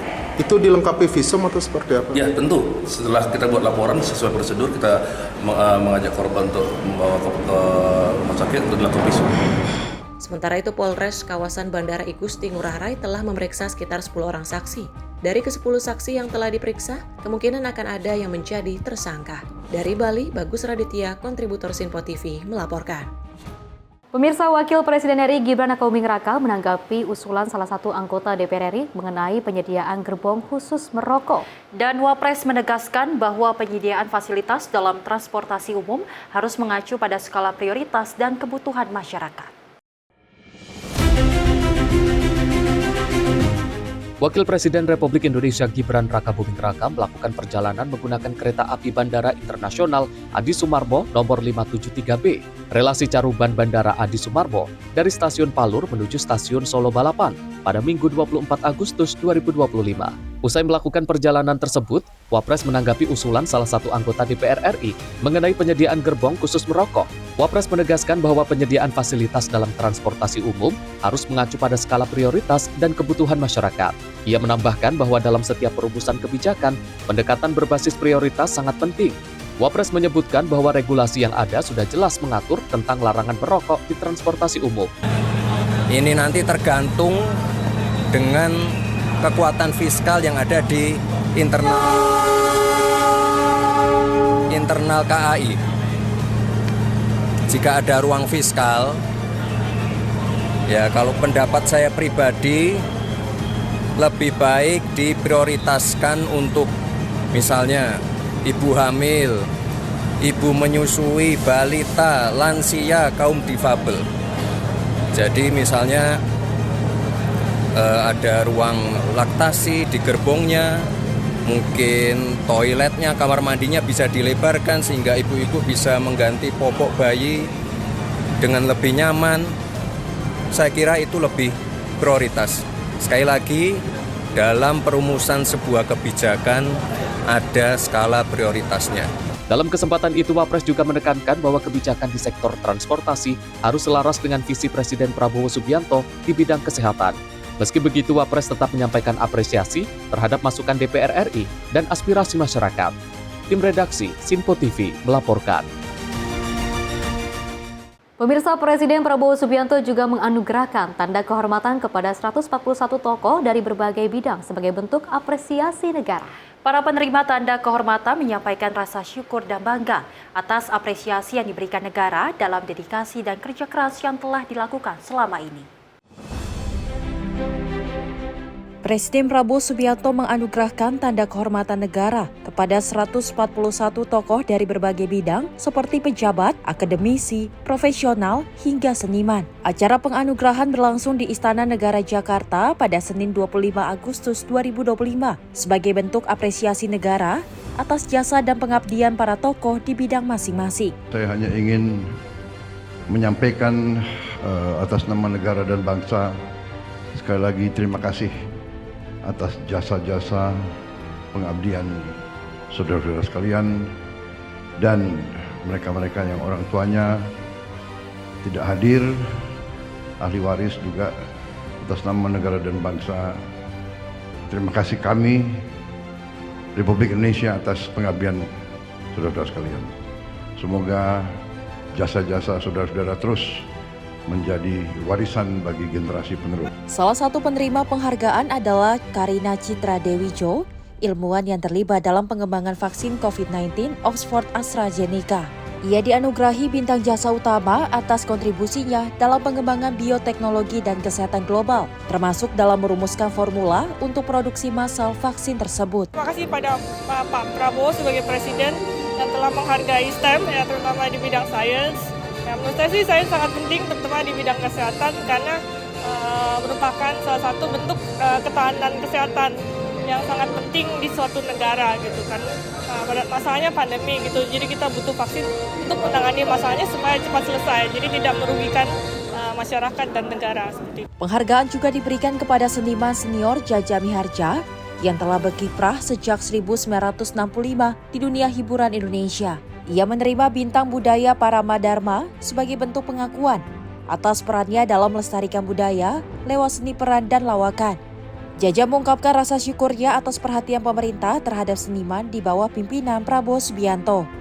Bangga sekali, baru seniman diperhatiin kayaknya ya, Presiden lagi yang ngasih. Berarti ini kali pertama Bang Jaja diberikan penghargaan langsung oleh Pak Presiden. Iya, baru ini. Jadi kan dipesan sama dia. Gimana pesan? Lanjutkan Pak, terima kasih Pak. Siap. Ya karya kita akan lanjutkan baik mungkin. Terima kasih Pak Presiden. Presiden udah perhatiin seniman, terutama saya. Ini buktinya. Coba boleh ditunjukin deh. Ini buktinya Pak. Tim redaksi Simpo TV melaporkan. Pemirsa, Ketua Dewan Pengawas IBC Arsyad Rashid mengatakan Forum Strategis Indonesian Business Council ini merupakan forum strategis yang juga dirancang untuk mempertemukan pemerintah dengan pembuat kebijakan dan juga pelaku bisnis dalam memperkuat daya saing Indonesia. Pernyataan itu pemirsa disampaikan Arsyad Rashid dalam jumpa pers pelaksanaan Indonesia Economic Summit yang akan diselenggarakan pada 3 hingga 4 Februari 2026 di Jakarta. Indonesia Business Council dilaksanakan guna mendorong pertumbuhan ekonomi Indonesia yang inklusif dan berdaya saing melalui Indonesia Economic Summit 2026 pada Februari 2026 mendatang. Ketua Dewan Pengawas Indonesia Business Council, Arsyad Rashid menyampaikan forum ini akan membahas isu strategis seperti industrialisasi dan investasi berkualitas sebagai mesin pertumbuhan, talenta, dan adopsi AI yang nyata. Transisi energi dan pasar karbon serta diverifikasi ekspor dan ketahanan rantai pasok. Menurutnya hal ini guna memastikan bahwa pertumbuhan ekonomi yang inklusif dapat terwujud, serta untuk memperkuat posisi Indonesia dalam kancah regional dan global. Nah, ke depannya 2026 juga pasti ada. Nah, tapi kunci utamanya makanya kami mengangkat competitiveness. Bicara bagaimana kita harus bisa berkompetisi. Kompetisi itu bukan hanya kompetisi dari sisi produktivitas, bukan hanya bicara efisiensi, tapi bicara di kebijakan yang lebih bisa membantu kompetitif. Bagaimana bicara untuk ease of doing business, bicara bagaimana supaya governance lebih baik, bicara bagaimana supaya yang namanya infrastruktur secara fisik dan non fisik harus diadakan. Bagaimana bisa supaya the cost of doing business juga bisa kita reduce, supaya tadi kita bisa berkompetisi dengan yang lain. Jadi yang utama kita lebih baik fokus kepada bagaimana perusahaan-perusahaan Indonesia bisa lebih berkompetitif. Dari Jakarta, Sri Dewi Andayani, Mutia Anggaini, Simpo TV melaporkan. Pemirsa, upacara peringatan HUT ke-80 Kemerdekaan Republik Indonesia di lapangan Peringgodani, Kabupaten Wonogiri berlangsung hikmat dan juga meriah. Ribuan peserta dari berbagai unsur mulai dari TNI, Polri, pelajar hingga masyarakat umum turut hadir untuk menyemarakan upacara pengibaran bendera merah putih. Upacara bendera memperingati 17 Agustus 2025 yang lalu diisi oleh berbagai unsur mulai dari TNI, Polri, pelajar, guru, mahasiswa, hingga masyarakat umum yang hadir dengan semangat nasionalisme yang tinggi. Pengibaran bendera merah putih oleh pasukan Paskibra berlangsung khidmat dan penuh hikmat. Daya tarik lain dalam upacara ini adalah penampilan marching band Pahana Giri Laksita Drum Band Corp SMP Negeri 2 Wonogiri yang mengiringi Devil dari berbagai sekolah menengah atas. Penampilan ini mendapat apresiasi dan menjadi hiburan bagi masyarakat. Di balik suksesnya penampilan drum band tersebut, ada dua sosok anggota TNI yang berperan penting, yaitu Sertu Budi Rianto dari Koramil 22 Slogo Himo dan Serda Catur dari Koramil 19 Wonogiri, Kodim 0728 Wonogiri. Kedua babinsa ini mendapat perintah langsung dari Dandim 0728 Wonogiri untuk memberikan pelatihan kepada siswa-siswi SMP Negeri 2 Wonogiri. Hasilnya drum band Pahana Giri Laksita mampu tampil memukau dan mengharumkan nama sekolah. Pada kesempatan ini kami dipercayakan untuk mengisi ekstrakurikuler di SMP Negeri 2 Wonogiri. Tepatnya di Kota Wonogiri, Kabupaten Wonogiri. Dan kita dipercaya alhamdulillah sudah berjalan selama 1 tahun lebih. Dan alhamdulillah kita sudah bisa mengawaki untuk mengiringi upacara hari-hari besar seperti Harkitnas, Hari Ulang Tahun Republik Indonesia, dan event-event yang lainnya. Maksud tujuannya kami di sini, kami ingin mendidik anak-anak lebih disiplin, lebih patuh terhadap perintah, dan tentunya lebih bersemangat dalam menuntut ilmu. Terutama saya dan Sertu Budi Rianto mengucapkan banyak terima kasih kepada Komandan Kodim 0728 Wonogiri yang mana telah memberikan waktu kepada saya, kepada Sertu Budi untuk melatih band-band SMP Negeri 2 Wonogiri sehingga kami bisa leluasa untuk melatih berekspresi karena telah diberikan waktu di sela-sela kegiatan kami. Untuk kami memajukan SMP Negeri 2 Wonogiri dan SMP Negeri 2 Wonogiri, kami beserta saya sendiri, kami sepenuh hati melatih adik-adik agar supaya mereka ada jiwa korsa, ada jiwa disiplin untuk meraih cita-cita yang akan diraihnya di masa yang akan datang. Dari Wonogiri, Sinpo TV melaporkan. Pemirsa, seorang pengusaha pakaian rumahan di Semanggi, Solo ini menjadi korban penipuan dari seorang wanita dengan modus pemesanan fiktif. Korban yang diiming-imingi pelaku mendapatkan orderan besar, malah merugi hingga puluhan juta rupiah.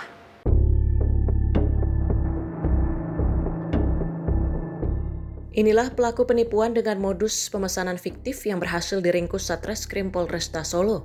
Pelaku merupakan seorang perempuan warga Sleman, Daerah Istimewa Yogyakarta, dengan inisial Rey alias Nana. Pelaku hanya tertunduk lesu ketika digiring ke Mapolresta Solo. Dalam kasus ini, pelaku menipu seorang pengusaha pakaian rumahan di Semanggi, Solo, Jawa Tengah. Pelaku menggelapkan ribuan potong daster serta rok plisket dengan modus pemesanan fiktif. Dari pemeriksaan, pelaku berdalih ada pesanan dari langganan tetap dalam jumlah banyak. Setelah barang berupa daster dan rok plisket disiapkan sesuai jumlah pesanan, pelaku mengarahkan barang tersebut untuk diantar ke rumah pacarnya karena jumlahnya banyak. Barang pun kemudian terjual dan uang hasil penjualan ditransfer ke rekening atas nama tersangka. Namun bukannya dibayarkan kepada korban, uang tersebut justru digunakan untuk keperluan pribadi pelaku. Waktu itu memang saya pakai untuk kepentingan pribadi karena waktu itu saya hamil 7 bulan, saya menderita diabetes, terus saya untuk tambahan biaya pengobatan. Terus waktu sudah jatuh tempo selang berapa hari itu saya coba negosiasi sama dia, kalau mau saya bayar gimana, tapi dia mau. Wakapolresta Solo AKBP Sigit menjelaskan, korban sebelumnya sempat melakukan sejumlah upaya untuk mendapatkan hak semestinya dari pelaku, berupa pembayaran daster dan rok yang dipesan. Namun tersangka tidak pernah memberikan jawaban. Uang atau barang yang telah dikirim korban pun juga tidak pernah kembali. Hingga akhirnya korban melapor ke polisi dan mengamankan pelaku beserta barang bukti. Pelaku minta ke adminnya untuk menjual semua barang milik korban dengan cara mengantar barang ke rumah adminnya melalui ojek online. Adminnya menjual barang milik korban ke beberapa pembeli dengan harga murah. Setelah barang itu laku terjual, admin mentransfer uang hasil penjualan ke rekening milik pelaku. Tersangka dikenakan dengan pasal penggelapan dalam jabatan penggelapan sebagaimana dimaksud pasal 374 atau 372 KUHP. Bersamaan dengan itu, polisi menetapkan Rey alias Nana sebagai tersangka dan menyita sejumlah barang bukti berupa nota pemesanan fiktif dan cetakan rekening korban milik tersangka. Akibat perbuatannya, tersangka dijerat pasal 374 atau 372 KUHP dengan ancaman hukuman maksimal 5 tahun penjara. Dari Solo, Jawa Tengah, Raditya Hermansyah, kontributor Sinpo TV melaporkan. Pemirsa, Menteri Pendidikan Tinggi, Sains dan Teknologi Brian Yuliarto menyambut 250 mahasiswa internasional dari 46 negara penerima beasiswa KNP 2025 di kantor Kemendikti-Saintek Jakarta. Melalui penyelenggaraan program beasiswa ini, Indonesia menegaskan kembali komitmennya untuk mendukung pembangunan sumber daya manusia di negara-negara berkembang. Kementerian Pendidikan Tinggi, Sains dan Teknologi mendukung penuh diplomasi dan kerjasama antar negara dalam bidang pendidikan tinggi melalui penyelenggaraan program beasiswa kemitraan negara berkembang atau KNB 2025 di kantor Kemendikti-Saintek pada Senin 25 Agustus 2025. Menteri Pendidikan Tinggi, Sains dan Teknologi Brian Yuliarto secara resmi membuka kegiatan dengan mengapresiasi kehadiran dan dukungan seluruh pihak terkait. Di tahun 2025, sebanyak 250 mahasiswa dari 46 negara di Asia, Afrika, Pasifik, Amerika Selatan, dan Eropa resmi menjadi penerima beasiswa KNB. Jumlah tersebut merupakan hasil seleksi dari total 2.724 pendaftar yang berminat mengikuti program beasiswa ini. Dengan begitu, kehadiran para penerima beasiswa diharapkan dapat memperkaya ekosistem akademik sekaligus memperkuat jejaring internasional pendidikan tinggi Indonesia. Dari Jakarta, tim redaksi Simpo TV melaporkan.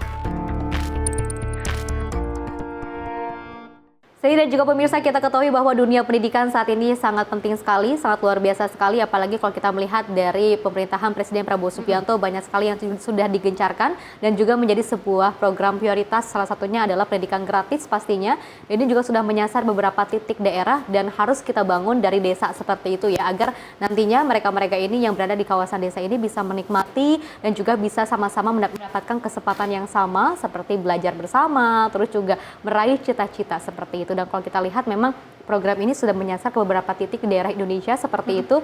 Dan kalau kita lihat, kita kan suka melihat orang-orang Indonesia ini kan selalu mengenyam pendidikan ke luar negeri. Tapi ini juga ada hal yang menarik, ternyata orang luar negeri juga bisa masuk ke Indonesia untuk mengenyam pendidikan. Karena banyak sekali fasilitas dan juga infrastruktur yang telah kita rancang seperti itu, kita gencarkan, apalagi fasilitas-fasilitas pendidikan yang ada di Indonesia ini mulai diperbaiki. Dan pasti juga ini menarik daya tarik investor global dan juga menarik daya tarik dari orang-orang luar negeri. Betul, memang beasiswa KNB 2025 diinisiasi oleh Kementerian Pendidikan Tinggi, Sains dan Teknologi yang memang ternyata banyak sekali minat dari para negara, terutama ada 46 negara yang ikut dalam program beasiswa KNB 2025. Di mana kalau kita ketahui ternyata banyak sekali yang daftar, ini hingga 40 ribu lebih yang mendaftar dan akhirnya yang keterima adalah lolos, ya? Sebanyak 250 mahasiswa. Kita berharap bahwasanya ini menjadi komitmen kuat dari pemerintah Indonesia untuk meningkatkan sumber daya manusia di negara-negara berkembang. Betul, dengan hadirnya ribuan peserta mahasiswa juga hadir di Indonesia seperti itu, ini juga bisa menjadikan ataupun menumbuhkan segala pendidikan yang ada di Indonesia. Pemirsa, informasi lainnya akan terus kami hadirkan usai jeda berikut ini.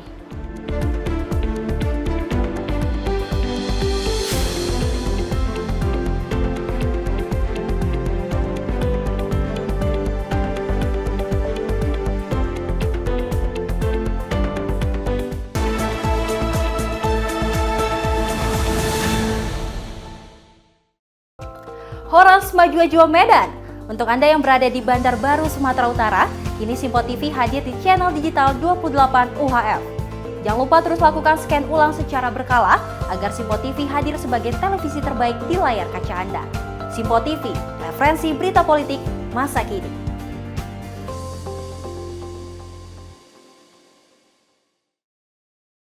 Halo pemirsa setia Simpo TV di area Jabodetabek. Kini Anda bisa menyaksikan siaran Simpo TV melalui channel digital 34 UHF. Segera lakukan scan ulang saluran digital televisi Anda untuk menikmati ragam program menarik dan terbaru hanya di Simpo TV. Simpo TV, News Sport, Entertainment.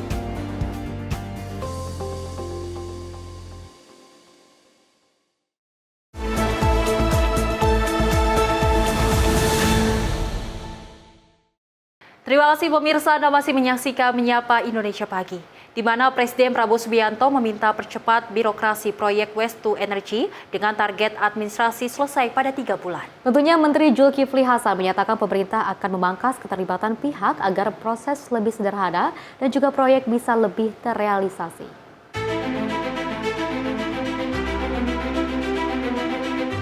Presiden Prabowo Subianto meminta Menteri Koordinator Bidang Pangan Zulkifli Hasan untuk mempercepat proses birokrasi pembangunan proyek Waste to Energy, yaitu pengolahan sampah menjadi energi listrik.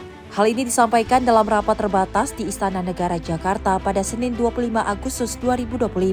Zulkifli Hasan menjelaskan bahwa tahap awal proyek sudah selesai dan peraturan Presiden tinggal menunggu penerbitan dalam 1 atau 2 hari ke depan. Namun proses administrasi diperkirakan membutuhkan 6 bulan. Sementara pembangunan fisik akan memakan waktu 1,5 tahun, sehingga proyek direncanakan selesai dalam 2 tahun. Presiden Prabowo Subianto menginginkan proses administrasi dipercepat dengan target rampung hanya 3 bulan. Untuk mencapai hal tersebut, pemerintah akan memangkas keterlibatan banyak pihak agar birokrasi menjadi lebih sederhana dan efisien, sehingga proyek dapat segera direalisasikan. Tadi saya melaporkan tugas dari Bapak Presiden mengenai waste to energy, ya, di mana pengelolaan sampah kita berpuluh-puluh tahun nggak selesai. Saya tadi mengatakan kami sudah selesai tanda tangan, tinggal nunggu Perpres 1-2 hari ini turun. Maka proses 6 bulan untuk administrasi, 1,5 tahun untuk pengerjaan, mudah-mudahan 2 tahun persoalan sampah kita bisa atasi. Tapi tadi Presiden menegur kami, jangan 6 bulan, misalnya 3 bulan kalau bisa. Sehingga 18 bulan bisa selesai. Kita usahakan ya. Kalau dulu kan ada tipping fee, melibatkan bupati, gubernur, DPRD, kabupaten, DPRD provinsi, Menteri Keuangan, Menteri Lingkungan Hidup, Menteri apa lagi ya, Menteri Energi, kemudian PLN, ini enggak. Dari Danantara kontrak dengan PLN dikerjakan, ya izinnya dari SDM selesai. Tim redaksi Simpo TV melaporkan. Pemirsa, dari Menteri SDM Bahlil Lahadalia mengungkapkan target pemerintah untuk menyediakan akses listrik ke 5.700 desa dan juga 4.400 dusun pada 2029-2030. Hal ini disampaikan usai rapat terbatas bersama Presiden Prabowo Subianto di Istana Kepresidenan Jakarta.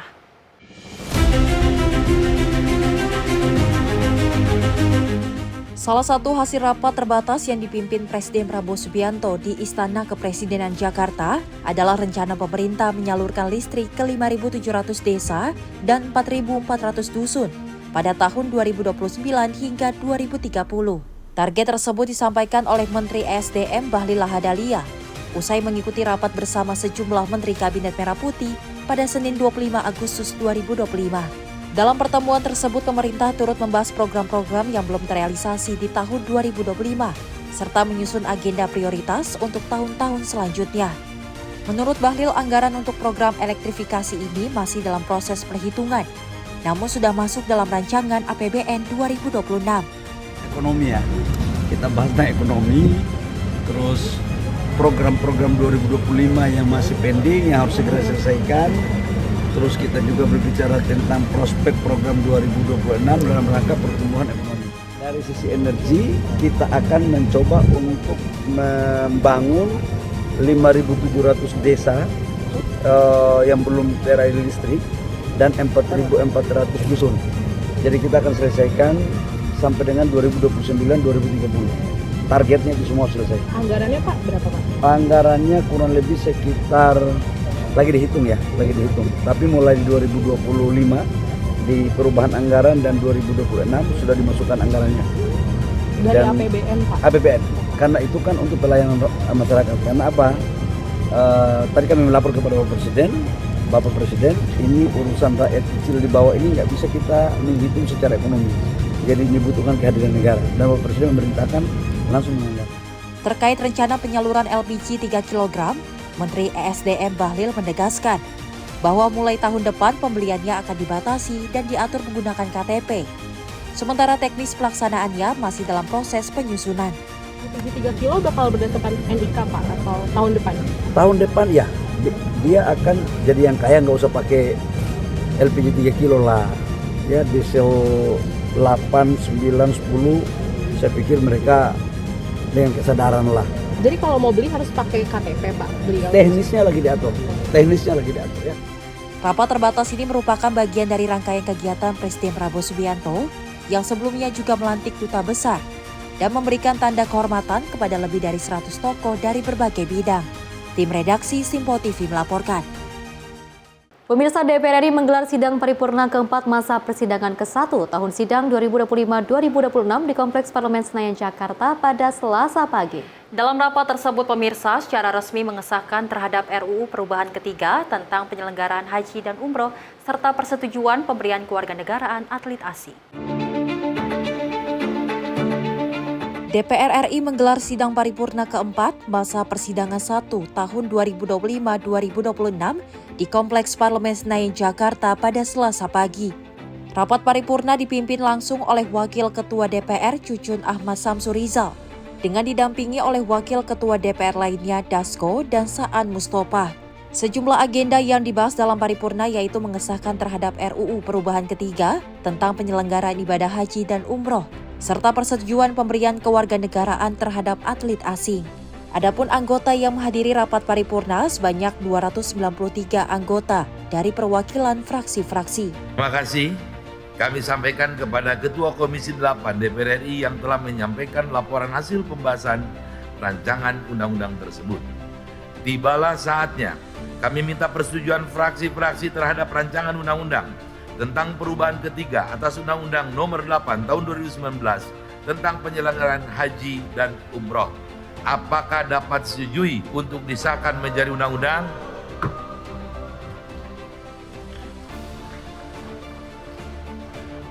Sidang Dewan yang terhormat, berikutnya kami akan menanyakan sekali lagi kepada seluruh anggota apakah rancangan undang-undang tentang perubahan ketiga atas Undang-Undang Nomor 8 Tahun 2019 tentang penyelenggaraan haji dan umroh dapat disetujui untuk disahkan menjadi undang-undang? Dari Jakarta, Zuliandri Fahrizal, Simpo TV melaporkan. Pemirsa, Wakil Ketua DPR Dasko juga meluruskan informasi perihal tunjangan perumahan anggota Dewan yang mendapat 50 juta per bulan.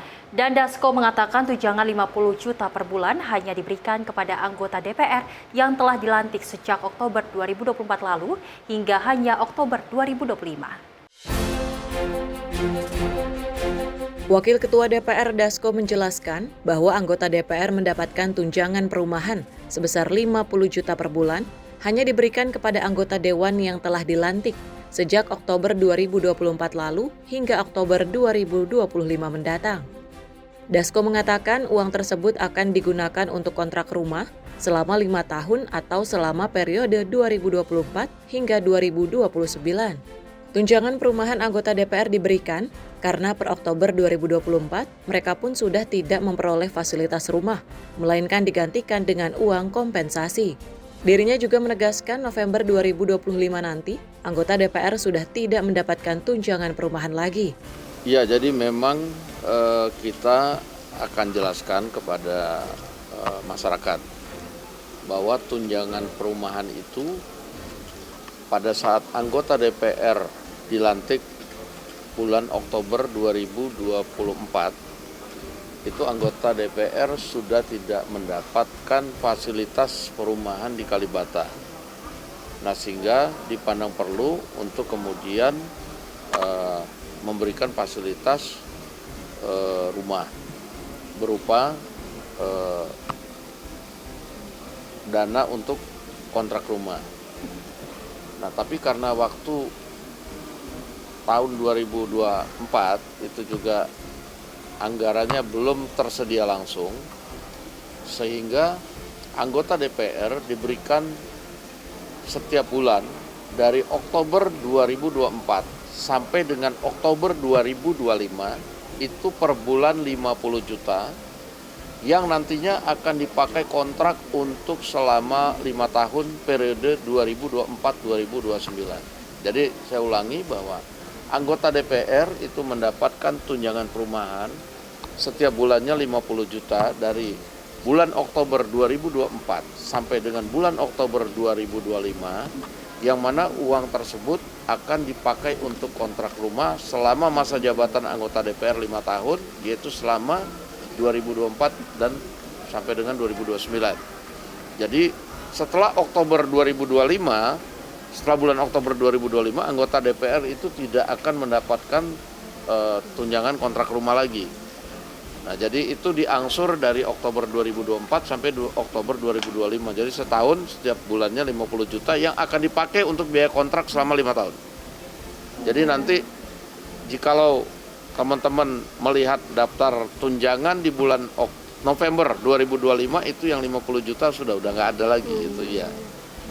Mungkin memang penjelasannya kemarin kurang lengkap, kurang detail sehingga mungkin menimbulkan polemik di masyarakat luas. Jadi memang karena anggarannya tidak cukup untuk diberikan sekaligus sehingga diangsur selama setahun, itu juga untuk keperluan kontrak rumah anggota DPR selama 5 tahun.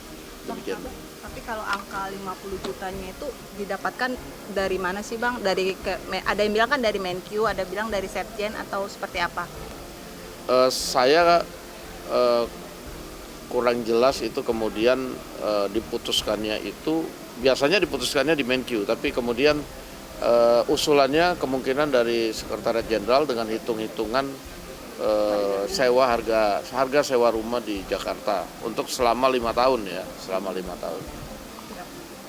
Oke, jadi jelas ya bahwa itu adalah untuk sewa selama 5 tahun. Dari Jakarta, Fahrizal Davariskiano, Sinpo TV melaporkan. Selain itu, pemirsa, Wakil Ketua DPR Dasko juga merespon perihal tewasnya 17 orang akibat penyakit campak yang terjadi di wilayah Sumeneb, Jawa Timur pada beberapa waktu yang lalu. Dan Dasko mengatakan dirinya telah meminta Kementerian Kesehatan untuk melakukan penanganan cepat yang terjadi di wilayah Sumeneb tersebut. Kasus campak di Sumeneb, Jawa Timur kini sudah ditetapkan sebagai kejadian luar biasa setelah menyebabkan 17 orang meninggal dunia. Jumlah kasus suspek campak di Sumeneb ini telah mencapai 2.035 orang yang tersebar di kecamatan. Sebagian besar korban merupakan balita yang tidak memiliki riwayat imunisasi. Merespon hal ini, Wakil Ketua DPR Dasko mengaku telah melakukan koordinasi dengan Menteri Kesehatan Budi Gunadi Sadikin. Dirinya meminta Kementerian Kesehatan untuk melakukan penanganan secara cepat agar tidak menyebabkan korban jiwa lagi. Ya, semalam saya sudah langsung telepon dengan Menteri Kesehatan dan segera meminta diambil langkah-langkah preventif untuk agar hal tersebut bisa cepat tertanggulangi. Demikian. Terima kasih. Dari Jakarta, Fahrizal Davariskiano, Sinpo TV melaporkan. Pemirsa, Menteri Agama Nasaruddin Umar menerima audiensi Bupati dan juga Wakil Bupati Papua Barat Daya beserta jajaran Kementerian Agama RI, Lapangan Banteng 25 Agustus 2025. Dan Menak menegaskan komitmen Kementerian Agama untuk menghadirkan kesetaraan akses pembangunan bagi seluruh masyarakat Papua.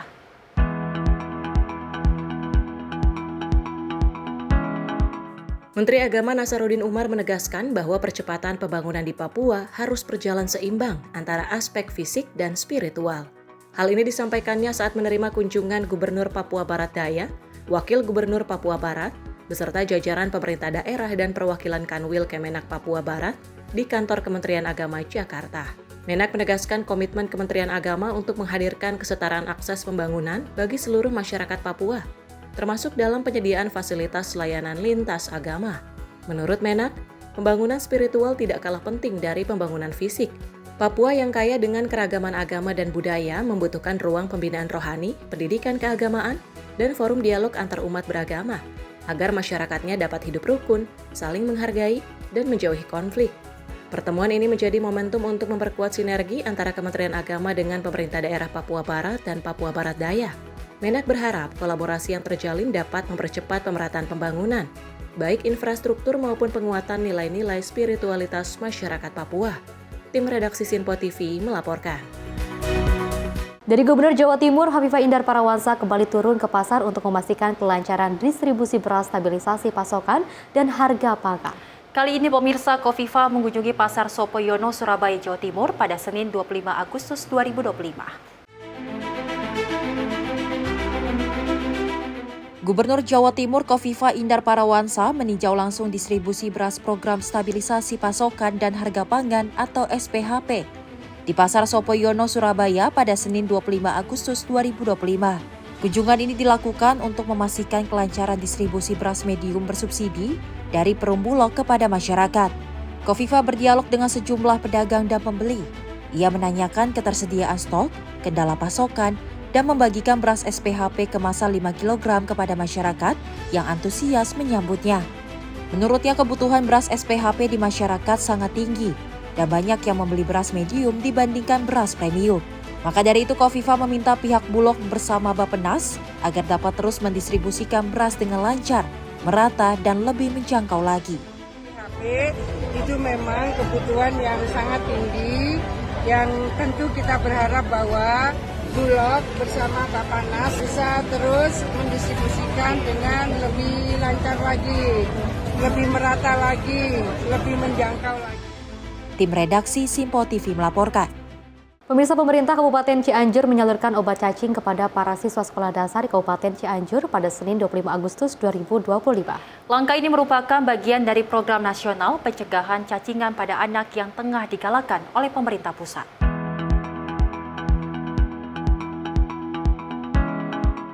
Bupati Cianjur Muhammad Wahyu Ferdian memberikan obat cacing secara simbolis kepada para siswa SDN Sukamanah 1, Kecamatan Cugenang, Kabupaten Cianjur pada Senin 25 Agustus 2025. Menurut Bupati Cianjur, pemberian obat cacing sangat penting untuk menjaga kesehatan dan tumbuh kembang anak. Karena cacingan dapat menurunkan fokus belajar, menghambat penyerapan nutrisi, mengganggu pertumbuhan, hingga menyebabkan anak sering merasa lemas.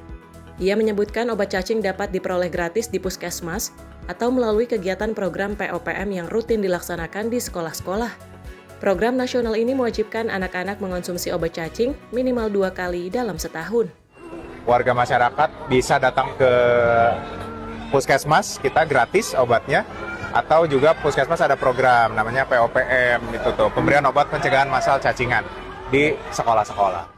Pemkab Cianjur berkomitmen untuk terus mendukung program kesehatan nasional tersebut demi menciptakan generasi yang lebih sehat, cerdas, dan produktif. Tim redaksi Sinpo TV melaporkan.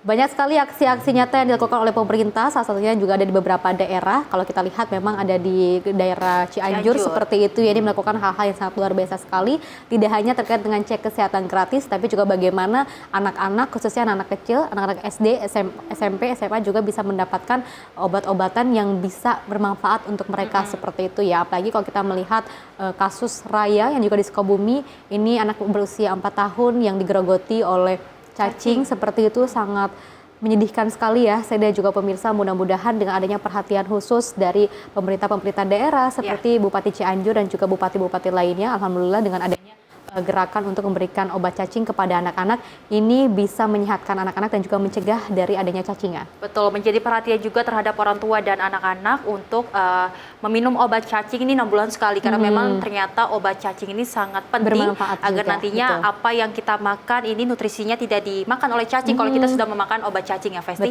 jadi nantinya tidak ada terhambat antara pertumbuhan dari anak ataupun kesehatan dari anak tersebut. Dan pastinya kita berharap tidak hanya di Cianjur, namun bisa di wilayah-wilayah lain yang nantinya bisa menggalakkan ataupun memberikan obat cacingan pada anak-anak di Indonesia. Betul, pastinya. Dan pemirsa, informasi tadi sekaligus mengakhiri jumpa kita. Saya Festi Ramadi. Dan saya Selis Regar.